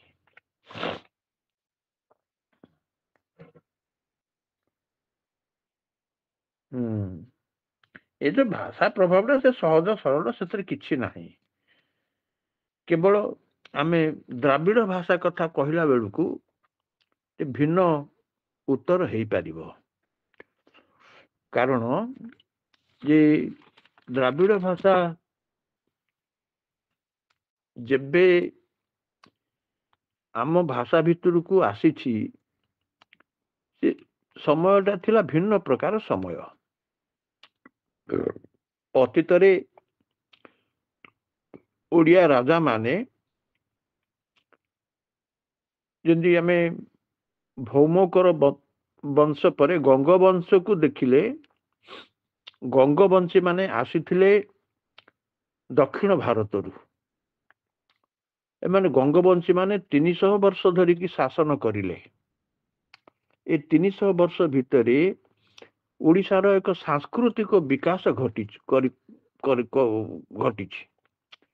ମୁଖ୍ୟତଃ ଆମର ସଂସ୍କୃତି, ମଠ ମନ୍ଦିର ଏ ଯେ ସବୁ ଗଢ଼ି ଉଠିଛି, ଯଦି ପୁରୀକୁ କୁହାଯାଏ ମନ୍ଦିର ମାଳିନୀ, ଏ ଯୋଉ ମନ୍ଦିର ସଂସ୍କୃତି, ଏ ମନ୍ଦିର ସଂସ୍କୃତି ହେଉଛି ଗଙ୍ଗବଂଶର ଅବଦାନ। ରାଜାରାଣୀ ମନ୍ଦିରଠୁ ଆରମ୍ଭ କରି କୋଣାର୍କ ପର୍ଯ୍ୟନ୍ତ ବା ଲିଙ୍ଗରାଜ ଇତ୍ୟାଦି ଇତ୍ୟାଦି, ପୁରୀ ଇତ୍ୟାଦି ଇତ୍ୟାଦି ଯୋଉ ଶ୍ରେଷ୍ଠ ଶ୍ରେଷ୍ଠ ମନ୍ଦିର ଅଛି, ମନ୍ଦିର କଳା ଶିଳ୍ପ ବୃଦ୍ଧି ପାଇଛି, ସେ ହେଉଛି ଗଙ୍ଗବଂଶର ଅବଦାନ। ତେଣୁ ସେ ସମୟରୁ ଦେଖିଲେ, ଅର୍ଥାତ୍ ଗଙ୍ଗବଂଶ କହିଲେ 10ମ ଶତାବ୍ଦୀରୁ ଏକାଦଶ ଶତାବ୍ଦୀରୁ ତ୍ରୟୋଦଶ ଶତାବ୍ଦୀ ପର୍ଯ୍ୟନ୍ତ ଦୀର୍ଘ 300 ବର୍ଷ ଧରି, ଚତୁର୍ଦଶ ଶତାବ୍ଦୀ ଧରି 300 ବର୍ଷ ଧରି ଗଙ୍ଗ ରାଜତ୍ୱ ଆମକୁ ସୁଯୋଗ ଦେଇଛି ଏଇ ଦକ୍ଷିଣ ଭାରତର ଭାଷା ବା ଦ୍ରାବିଡ଼ ଭାଷା ସହିତ ପରିଚିତ ହେବା ପାଇଁ। ସେହି ସମୟରେ ଯଥେଷ୍ଟ ଭାବରେ ବାଣିଜ୍ୟର ବୃଦ୍ଧି ଘଟିଥିଲା। এই ବାଣିଜ୍ୟ ବୃଦ୍ଧିରେ ଯେତେବେଳେ ଆମେ କହୁଛୁ ସାଧବ ସଭ୍ୟତା ଥିଲା, ସାଧବ ପୁଅ ଥିଲେ, ସେମାନେ ଆମର ବାଲେଶ୍ୱରର ଇଏ ବନ୍ଦର, କି ବନ୍ଦର, ବାଲେଶ୍ୱରର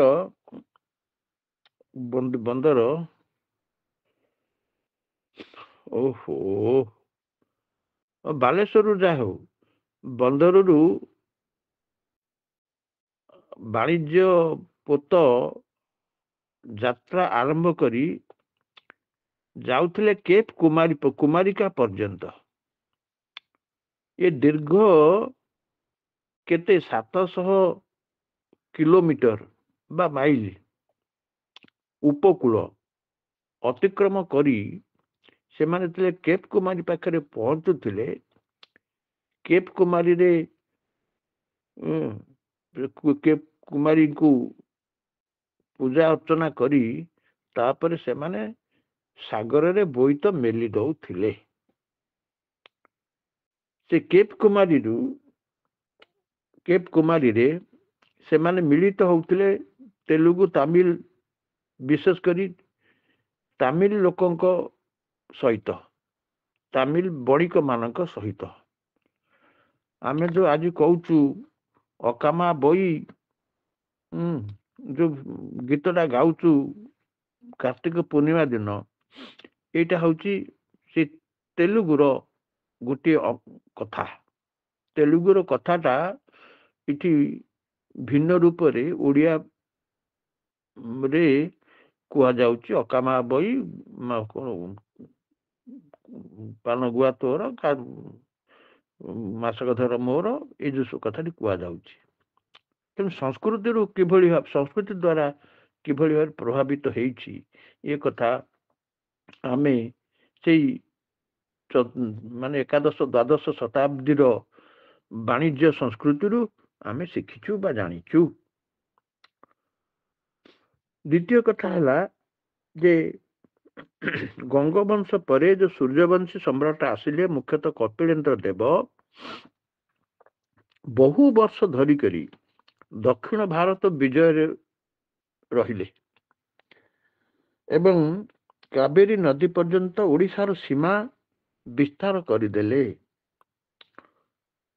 14टी दुर्ग बसाइले जो आमे तांकर नवकोटी कर्णाटक कुलवर गेश्वर विराधि वीरवर श्री गौड़ केशर परम जो तांकर विरुद्ध एगुड़ा विरुद्ध गजपति कपिल देवंकर एटा विरुद्ध जो नवकोटी दुर्ग बोलिक कहूँ कोटी 8 दुर्ग 9टी दुर्ग स्थापन करले सेठी शासन भार ग्रहण करिले एवं ओडिया लोक मानक नियुक्ति करिले तेणु केते सह वर्ष धरिकरी गंगवंश परे सूर्यवंश रे 110 वर्ष 110 वर्ष बहुत ऊर्ध हम 110 वर्ष काल दक्षिण भारत सहित ओडिशार थिला राजनैतिक संपर्क ये राजनैतिक संपर्क रु आसी व्यापार वाणिज्य धर्म रो संपर्क ये कथा गुड़ा को भल भाव बुझेब यही हेतु ओडिया भाषा सहित द्राविड़ जगतर भाषार संपर्क भारी माने घनीभूत हो उठी एकात्म हो उठी ओडियावासी ओडिया भाषाभाषी और द्राविड़ भाषाभाषी ये कथाटी को तुम स्पष्ट भाव लिखिब तापरे उदाहरण दे पारिबो जे केते शब्द सबू आमे जानिचु केते शब्द द्राविड़ शब्द आमे व्यवहार करूछु से शब्दर उदाहरण विभिन्न बही लेखा है सब देखिए किंतु तार अप्रोच हम यहीपरि कहीं आमे द्राविड़ शब्द बा द्राविड़ भाषा उपरे निर्भर करिछु बा द्राविड़ भाषार प्रभाव पड़ी को प्रणाली रे को ढंग रे द्राविड़ भाषार प्रभाव पड़ी से कथा को तमे एमती विचार करिबा।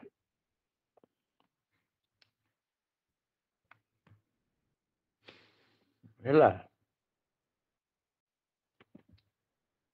आज्ञा आज्ञा सर आज्ञा सर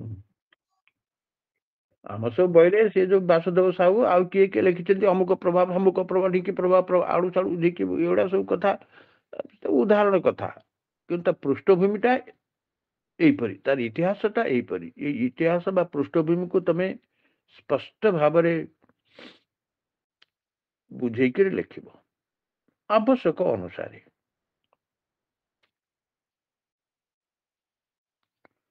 से किए कहला धर्म प्रभाव हो पारे सी किए आसिले शंकर आसिले नामबालका आसिले ढिंकी आसिले बग आसिले कृष्ण जगन्नाथ को महिमा रे हो बा जगन्नाथ से माने तीर्थयात्री एमाने सब धर्मयात्री बा तीर्थयात्री पूरी को तीर्थ करने आसिले बा धर्म उद्देश्य रे आसिले एवं से माने सिटी जो भाषा शिखेले इठी हाँ हो पारे मठ मंदिर तैयारी करिसंती मठ मंदिर रे तेणु से गोटे प्रभाव अच्छी किंतु सेटा सूक्ष्म प्रभाव स्थूल प्रभाव सूक्ष्म प्रभाव ए गुड़िक राजनैतिक प्रभाव एवं दीर्घ शह शह वर्ष धरिकरी दक्षिण ଭାରତର ମୁଖ୍ୟ କେତୋଟି ଅଞ୍ଚଳକୁ ଗଜପତି ରାଜା ମାନେ ଶାସନ କରି ଓଡ଼ିଶା ସାମ୍ରାଜ୍ୟର ବିସ୍ତାର କରିଥିଲେ, ଓଡ଼ିଶା ସାମ୍ରାଜ୍ୟ ବଢେଇଥିଲେ। ସେଇଟା ହଉଛି ମୁଖ୍ୟ କଥା।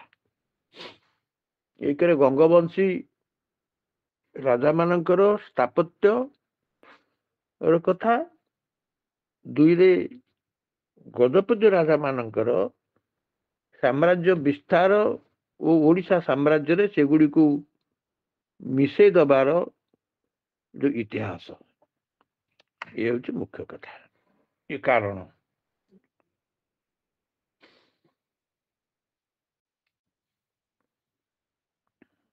ବୁଝିଲେ?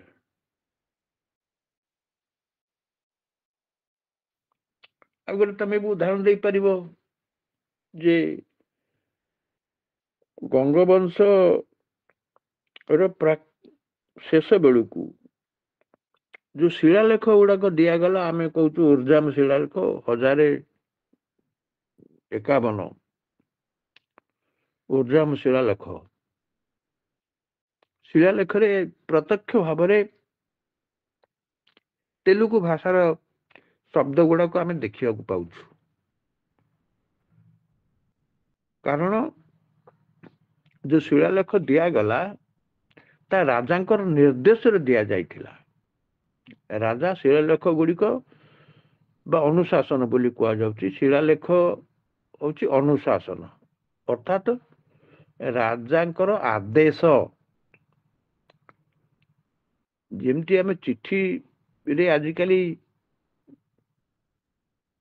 ସରକାରଙ୍କର ଆଦେଶ ଘୋଷଣା ହଉଥିବାର ଦେଖୁଛୁ, ସେତେବେଳେ ସେମିତି ନଥିଲା। ତେଣୁ ଶିଳାଲେଖ ସବୁ ଦିଆଯାଉଥିଲା। ସେ ଶିଳାଲେଖରେ ରାଜାଙ୍କର ନିର୍ଦ୍ଦେଶ ସବୁ ଥିଲା। ତେଣୁ ଶିଳାଲେଖରେ ଆମେ ସେ କାଳର ଭାଷା, ଦ୍ରାବିଡ଼ ଭାଷା ଦେଖୁଛୁ।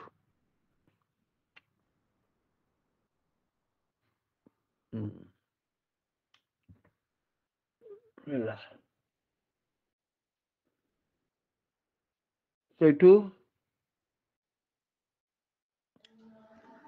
ଆଉ କଣ? ତାପରେ ଥିଲା କି ଓଡ଼ିଆ ଭାଷା ଉପରେ ଜାବନିକ ଭାଷାର ପ୍ରଭାବ ଉପରେ ଆଲୋଚନା କର। ହଁ, ସେମିତି ଜାବନିକ ଭାଷା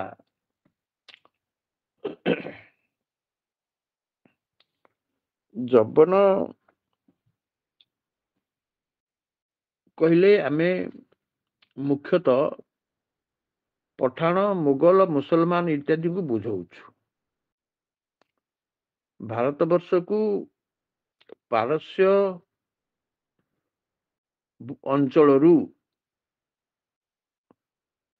ବିଭିନ୍ନ ସମୟରେ ଭାରତବର୍ଷକୁ ଲୋକମାନେ ଆସିଛନ୍ତି। ପ୍ରଥମ କଥା ହଉଛି, ଯେତେବେଳେ ଆସିଲେ ବାଣିଜ୍ୟ ଉଦ୍ଦେଶ୍ୟରେ, ସେମାନେ ସିନ୍ଧୁ ନଦୀକୁ ସେଟା ସିନ୍ଧୁ ନଦୀ ସିନ୍ଧୁକୁ ସେମାନେ ହିନ୍ଦୁ ବୋଲିକିରି ଉଚ୍ଚାରଣ କରିଦେଲେ। ସ ଉଚ୍ଚାରଣ ନଥିଲା, ସଟା ହ ଉଚ୍ଚାରଣ ହୁଏ। ତେଣୁ ସିନ୍ଧୁ ଅବଲମ୍ବନରେ ସେମାନେ ହିନ୍ଦୁ ଶବ୍ଦଟି ତିଆରି କରିଦେଲେ। ସେଇଦିନ ଠାରୁ ଭାରତବର୍ଷ ଧର୍ମ ଦୃଷ୍ଟିରୁ ଯାହା ପ୍ରାଚୀନରେ ସନାତନ ଧର୍ମ ଥିଲା, ସନାତନ ଧର୍ମ ପରିବର୍ତ୍ତେ ହିନ୍ଦୁ ଧର୍ମ ବୋଲିକରି କୁହାଗଲା ଓ ହିନ୍ଦୁ ଧର୍ମଟି ବ୍ୟାପକ ଭାବରେ ପ୍ରଚାରିତ ହୋଇ ଆଜି ମଧ୍ୟ ଗୃହୀତ ହେଇଛି। ସିନ୍ଧୁରୁ ହିନ୍ଦୁ ହୋଇଗଲା। ଇଏ ଗୋଟେ ସଂକେତ ମିଳିଲା ଯେ ପାରସ୍ୟ ଜଗତର ସଂସ୍କୃତି ଓ ଭାରତର ସଂସ୍କୃତି ଭିତରେ କିପରି ଗୋଟେ ମିଶ୍ରଣ ଘଟିଗଲା। ଭାଷା ଭିତ୍ତିକ ଭିନ୍ନତା ଉଚ୍ଚାରଣରେ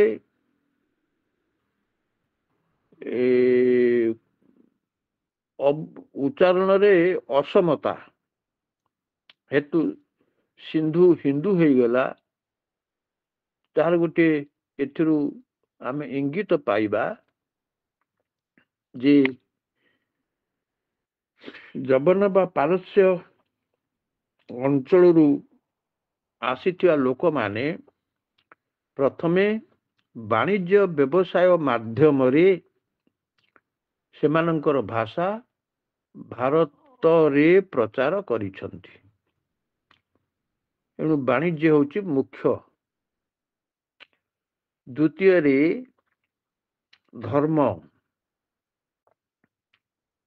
ଧର୍ମ ପ୍ରଚାରକ ସବୁ ଆସିଛନ୍ତି। ଦ୍ୱିତୀୟରେ ହେଉଛି ରାଜନୀତି। ଆମେ ଦେଖୁଛୁ ମହମ୍ମଦ ଏ ଯୋଉ କଣଟା ନା 1051 ଯୋଉ ତୀର ଯୁଦ୍ଧ ଥିଲା, ମହମ୍ମଦ ଘୋରୀ ଭାରତ ବର୍ଷକୁ ଆସିଲେ 2 ଥର 3 ଥର ଭାରତ ବର୍ଷକୁ ଲୁଣ୍ଠନ କରି ଚାଲିଗଲେ। ତାପରେ ଇବ୍ରାହିମ ଲୋଦି କ୍ରମଶଃ ପଠାଣ, ତାପରେ ଆସିଲେ ମୋଗଲ। ଏ ମୋଗଲ ମାନେ ଦୀର୍ଘ ଦିନ ଧରିକି ଆକବର ବା ଏ ଯୋଉ କଣଟା ନା ଔରଙ୍ଗଜେବଙ୍କ ପର୍ଯ୍ୟନ୍ତ ଏମାନେ ଶାସନ କଲେ।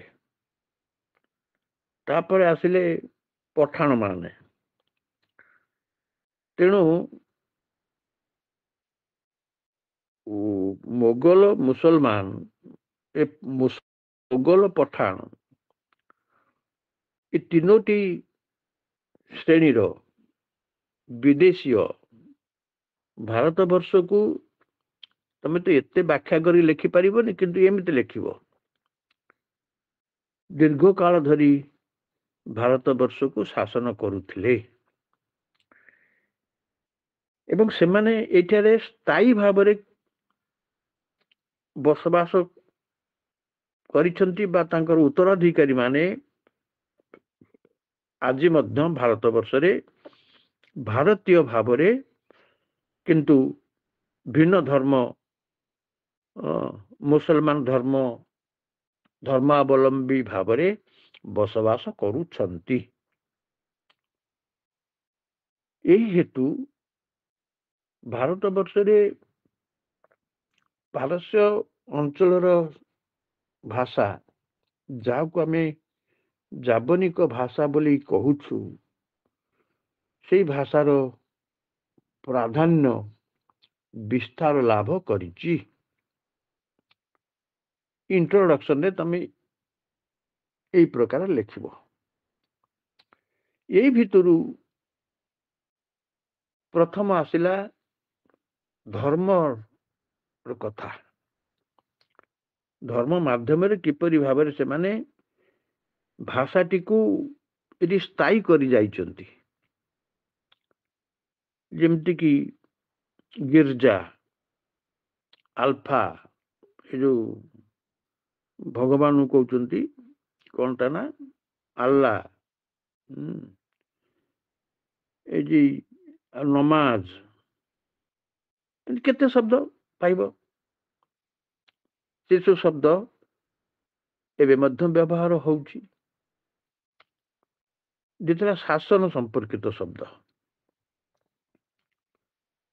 ଆଉ ବିଶେଷ ହଉଛି ଆମର ଜମି ଜମା ଶବ୍ଦ। ଜମି ଜମା ଶବ୍ଦରେ ଆମେ ଦେଖୁଛୁ ଆକବରଙ୍କ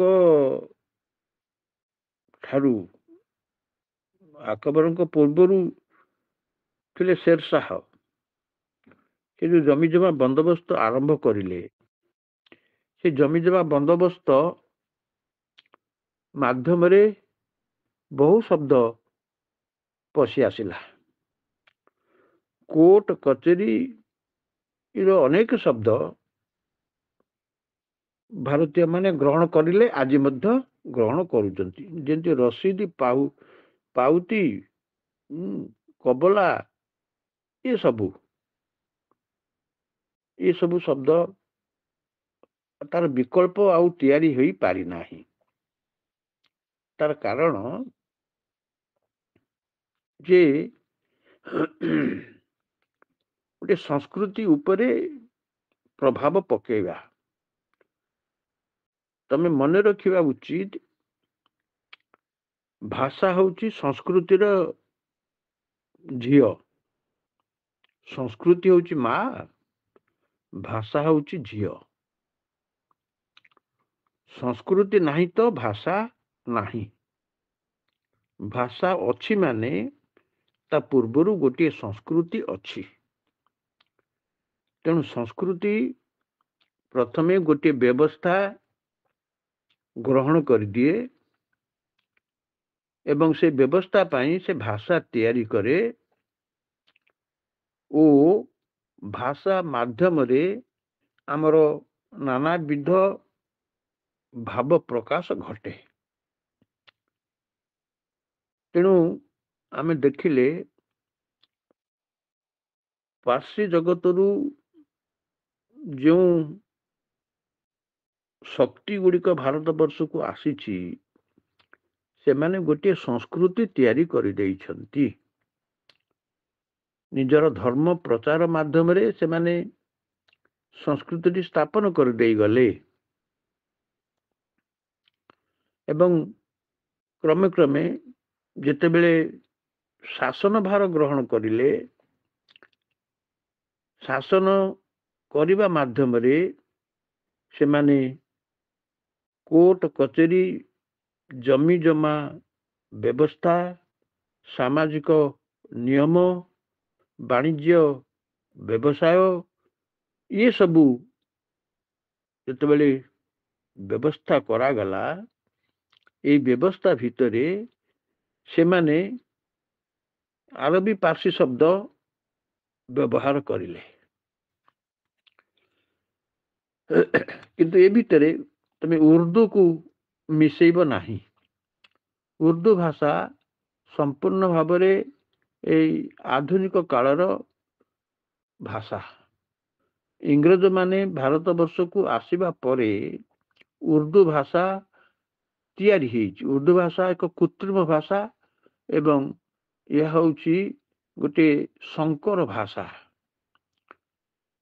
ଇଂରେଜମାନେ ଉତ୍ତର ଭାରତରେ ମୁଖ୍ୟତଃ ଦିଲ୍ଲୀ ଯେହେତୁ ସାମରିକ ଆଉ ଶାସନର କେନ୍ଦ୍ର ଥିଲା, ସେଇଠି ଯୋଉ ସୈନିକ ମାନେ ମାନେ ଇଏ ହେଇଥିଲେ, କ'ଣ ମୁତୟନ ହେଇଥିଲେ, ସେଇମାନେ ଯୋଉ ଭାଷା କହିଲେ ସେ ହେଇଗଲା ଉର୍ଦ୍ଦୁ ଭାଷା।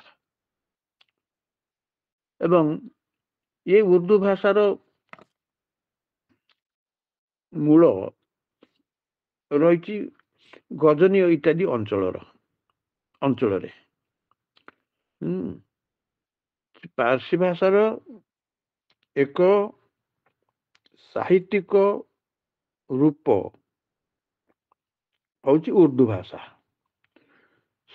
କିନ୍ତୁ ଭାରତ ବର୍ଷରେ ଇଂରେଜ ମାନଙ୍କର କଥିତ ଭାଷା, ଇଂରେଜୀ ବୁଝିପାରୁନଥିବା ଲୋକମାନଙ୍କ ସହିତ ଯେତେବେଳେ ସେମାନେ ଯୋଗାଯୋଗ କରିଲେ, ସେମାନେ ଗୋଟେ ବିକୃତ ଭାଷା କହିଲେ।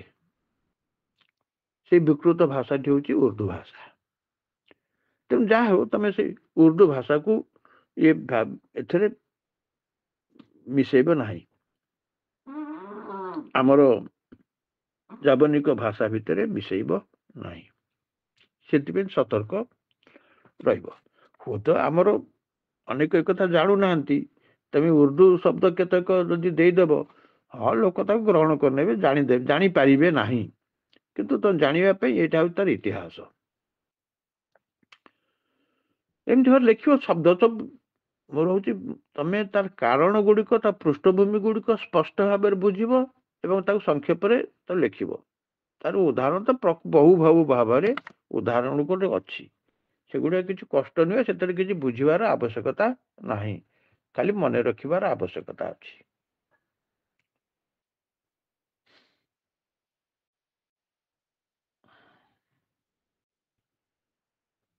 ହେଲା, ପ୍ରତ୍ୟେକ ଆଜ୍ଞା ଭାଷା ପ୍ରଭାବର ମୂଳରେ ଯୋଉ ସାମାଜିକ, ସାଂସ୍କୃତିକ, ରାଜନୈତିକ କାରଣ ଅଛି, ସେ କାରଣ ଗୁଡିକୁ ଭଲ ଭାବରେ ବୁଝିବ। ଦ୍ରାବିଡ ଭାଷା ସମ୍ପର୍କରେ ମୁଁ କହିଲି, ସେଠି ଗୋଟେ ଅଲଗା ପ୍ରକାର ଇତିହାସ, କିନ୍ତୁ ଇଂରେଜୀ ଆଉ ପାର୍ସୀ ଭାଷାର ପ୍ରଭାବ ଆଉ ଗୋଟିଏ ପ୍ରକାର କଥା। ସେମିତି ମଧ୍ୟ ଆମେ କହିବୁ, ଏ ଯୋଉ କଣଟା ନା ଇଏ ଭାଷା, এটা কি ভাষাটা, ଓହୋ, ଯୋଉ ମାନେ ଏଗୁଡାକୁ ଆସିଲେ ମୋ ପର୍ତ୍ତୁଗୀଜ ଭାଷା ତ ସେ ଅଲଗା। ପର୍ତ୍ତୁଗୀଜ ଓଡିଶାକୁ ଶାସନ କରିନାହାନ୍ତି। ପର୍ତ୍ତୁଗୀଜ ମାନେ ପ୍ରଥମେ ଓଡିଶାକୁ ଆସିଥିଲେ। ସେମାନେ ଜଗତସିଂହପୁର ହରିହରପୁର ଠାରେ ପ୍ରଥମେ ତାଙ୍କର ବ୍ୟବସ୍ଥା ପେଣ୍ଠି ଖୋଲିଲେ, ବାଣିଜ୍ୟ ପେଣ୍ଠି ଖୋଲିଲେ। କିନ୍ତୁ ସେମାନଙ୍କୁ ସେତେବେଳେ ଷଣ୍ଢ ରାଜା ଦୌରାତ୍ମ୍ୟ ଏମିତି କରିଲେ ଯେ ସେମାନେ ଜଗତସିଂହପୁରରେ ବସବାସ କରିପାରିଲେ ନାହିଁ। ଜଗତସିଂହପୁର ସେମାନଙ୍କ ପାଇଁ ସ୍ୱାସ୍ଥ୍ୟକର ମଧ୍ୟ ନଥିଲା, ତେଣୁ ସେମାନେ ପଳେଇଗଲେ। ଠିକ ମଧ୍ୟ ସେଭଳି ଘଟିଲା ଇଂରେଜ ମାନଙ୍କ କ୍ଷେତ୍ରରେ। ଇଂରେଜ ମାନେ ସେଠି ସ୍ୱାସ୍ଥ୍ୟକର ପରିବେଶ ବୋଲି ଦେଖିଲେ ନାହିଁ, ତେଣୁ ପଳେଇଲେ ବାଲେଶ୍ୱର। ବାଲେଶ୍ୱର ଦେଖିଲେ ମଶା ମାଛି ସବୁବେଳେ, ଯୋଉ ଇଏ ଅଞ୍ଚଳ କଣ ନରମା କାଦୁଆ ଅଞ୍ଚଳ, ସେଥିରେ ତାଙ୍କର ଦେହ ଫେହ ବେଶୀ ଖରାପ ହେଲା। ତେଣୁ ସେ ପଳେଇଗଲେ ବଙ୍ଗଳା, ଶ୍ରୀରାମପୁର ପଳେଇଗଲେ ଏବଂ ଶ୍ରୀରାମପୁରରେ ବସତି କଲେ, ଯାହା ଫଳରେ କଲିକତା ଗଢି ଉଠିଲା। ଯଦି ଜଗତସିଂହପୁରରେ ବା ବାଲେଶ୍ୱରରେ ଇଂରେଜ ମାନେ ପ୍ରଥମେ ତାଙ୍କର ବାଣିଜ୍ୟ ପେଣ୍ଠ ଆରମ୍ଭ କରିଥାନ୍ତେ, ତାହେଲେ ଆମେ କଲିକତା ପାଇନଥାନ୍ତୁ। କଲିକତା ଆଜି ଯାହା ଘଟିଛି ତାହା ବାଲେଶ୍ୱରରେ ବା ଜଗତସିଂହପୁରରେ ହେଇଥାନ୍ତା, ତାହା ହେଲା ନାହିଁ। ଭିନ୍ନ କଥା, କିନ୍ତୁ ଏଇଠି ତାର ଇତିହାସ। କି ପ୍ରକାର ପରିସ୍ଥିତିରେ ବିଦେଶୀ ବଣିକ ମାନେ ବାଣିଜ୍ୟ କରିବାକୁ ଆସିକରି ଏ ଦେଶରେ ଶାସନ ସଂସ୍କୃତିକୁ ସମ୍ପୂର୍ଣ୍ଣ ଭାବରେ ଅଧିକାର କରିନେଲେ, ଇଏ ତାର ପୃଷ୍ଠଭୂମି। ପର୍ତ୍ତୁଗୀଜ ମାନଙ୍କ ସହିତ, ପର୍ତ୍ତୁଗୀଜ, ଡଚ, ଓଲନ୍ଦାଜ, ଏ ତିନି ଗୋଷ୍ଠୀ ସହିତ ଇଂରେଜ ମାନେ ବାରବାର ଯୁଦ୍ଧ କରି ସେମାନଙ୍କୁ ପରାସ୍ତ କରିଦେଲେ। ସେମାନେ ବହୁ ସଂଖ୍ୟାରେ ଆସିପାରି ନଥିଲେ, ଅଳ୍ପ ସଂଖ୍ୟକ ଆସିଥିଲେ। ସେମାନଙ୍କର ଖାଲି ସେମାନେ ଆସିଥିଲେ ବାଣିଜ୍ୟ କରିବା ପାଇଁ, ତେଣୁ ସେମାନଙ୍କ ଠାରୁ ବାଣିଜ୍ୟ କରିବାର ସୁଯୋଗ ଏମାନେ ଛଡେଇ ନେଲେ, ସେମାନଙ୍କୁ ତଡ଼ିଦେଲେ ଏବଂ ଏମାନେ ବାଣିଜ୍ୟ କରୁ କରୁ ଶାସନ କରିଗଲେ। ଇଂରେଜୀ ଏକରେ ତ ବୁଦ୍ଧିଆ ଜାତି, ସାହସୀ ଜାତି, ବୁଦ୍ଧି ଆଉ ସାହସ। ଦ୍ୱିତୀୟରେ ଏମାନେ ଭାରି ନୃଶଂସ। ପ୍ରଥମରେ ଯୋଉମାନେ ଥିଲେ ଅତ୍ୟନ୍ତ ଭାବରେ ନୃଶଂସ, ଚତୁର, ସାହସୀ, ନୃଶଂସ, ଏ ସବୁ ଗୁଣ ତାଙ୍କ ଠାରେ ପରିପୂର୍ଣ୍ଣ ହେଇକି ରହିଥିଲା। ତେଣୁ ସେମାନେ ରହିଯାଇପାରିଲେ, ଆଉ ଅନ୍ୟ ବିଦେଶୀ ମାନେ ରହିପାରିଲେ ନାହିଁ।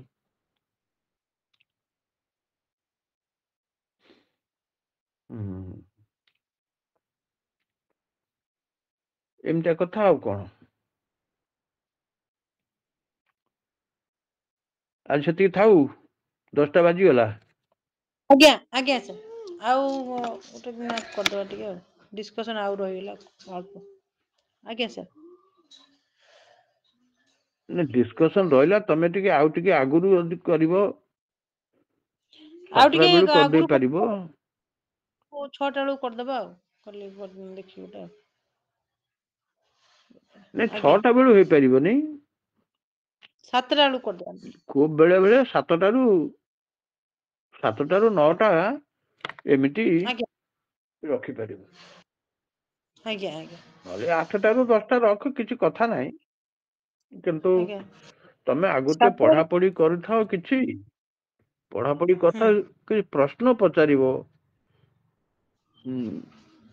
ହୁଁ ହୁଁ ହୁଁ ପ୍ରସ୍ତୁତ ହେଇକି ଆସିଥିଲେ ପ୍ରଶ୍ନୋତ୍ତର କରିଲେ ଏଟା ହୁଁ ଅଧିକ ଆଜ୍ଞା ମାନେ କାମ ଦବ ମାନେ ଫଳବତୀ ହବ। ହୁଁ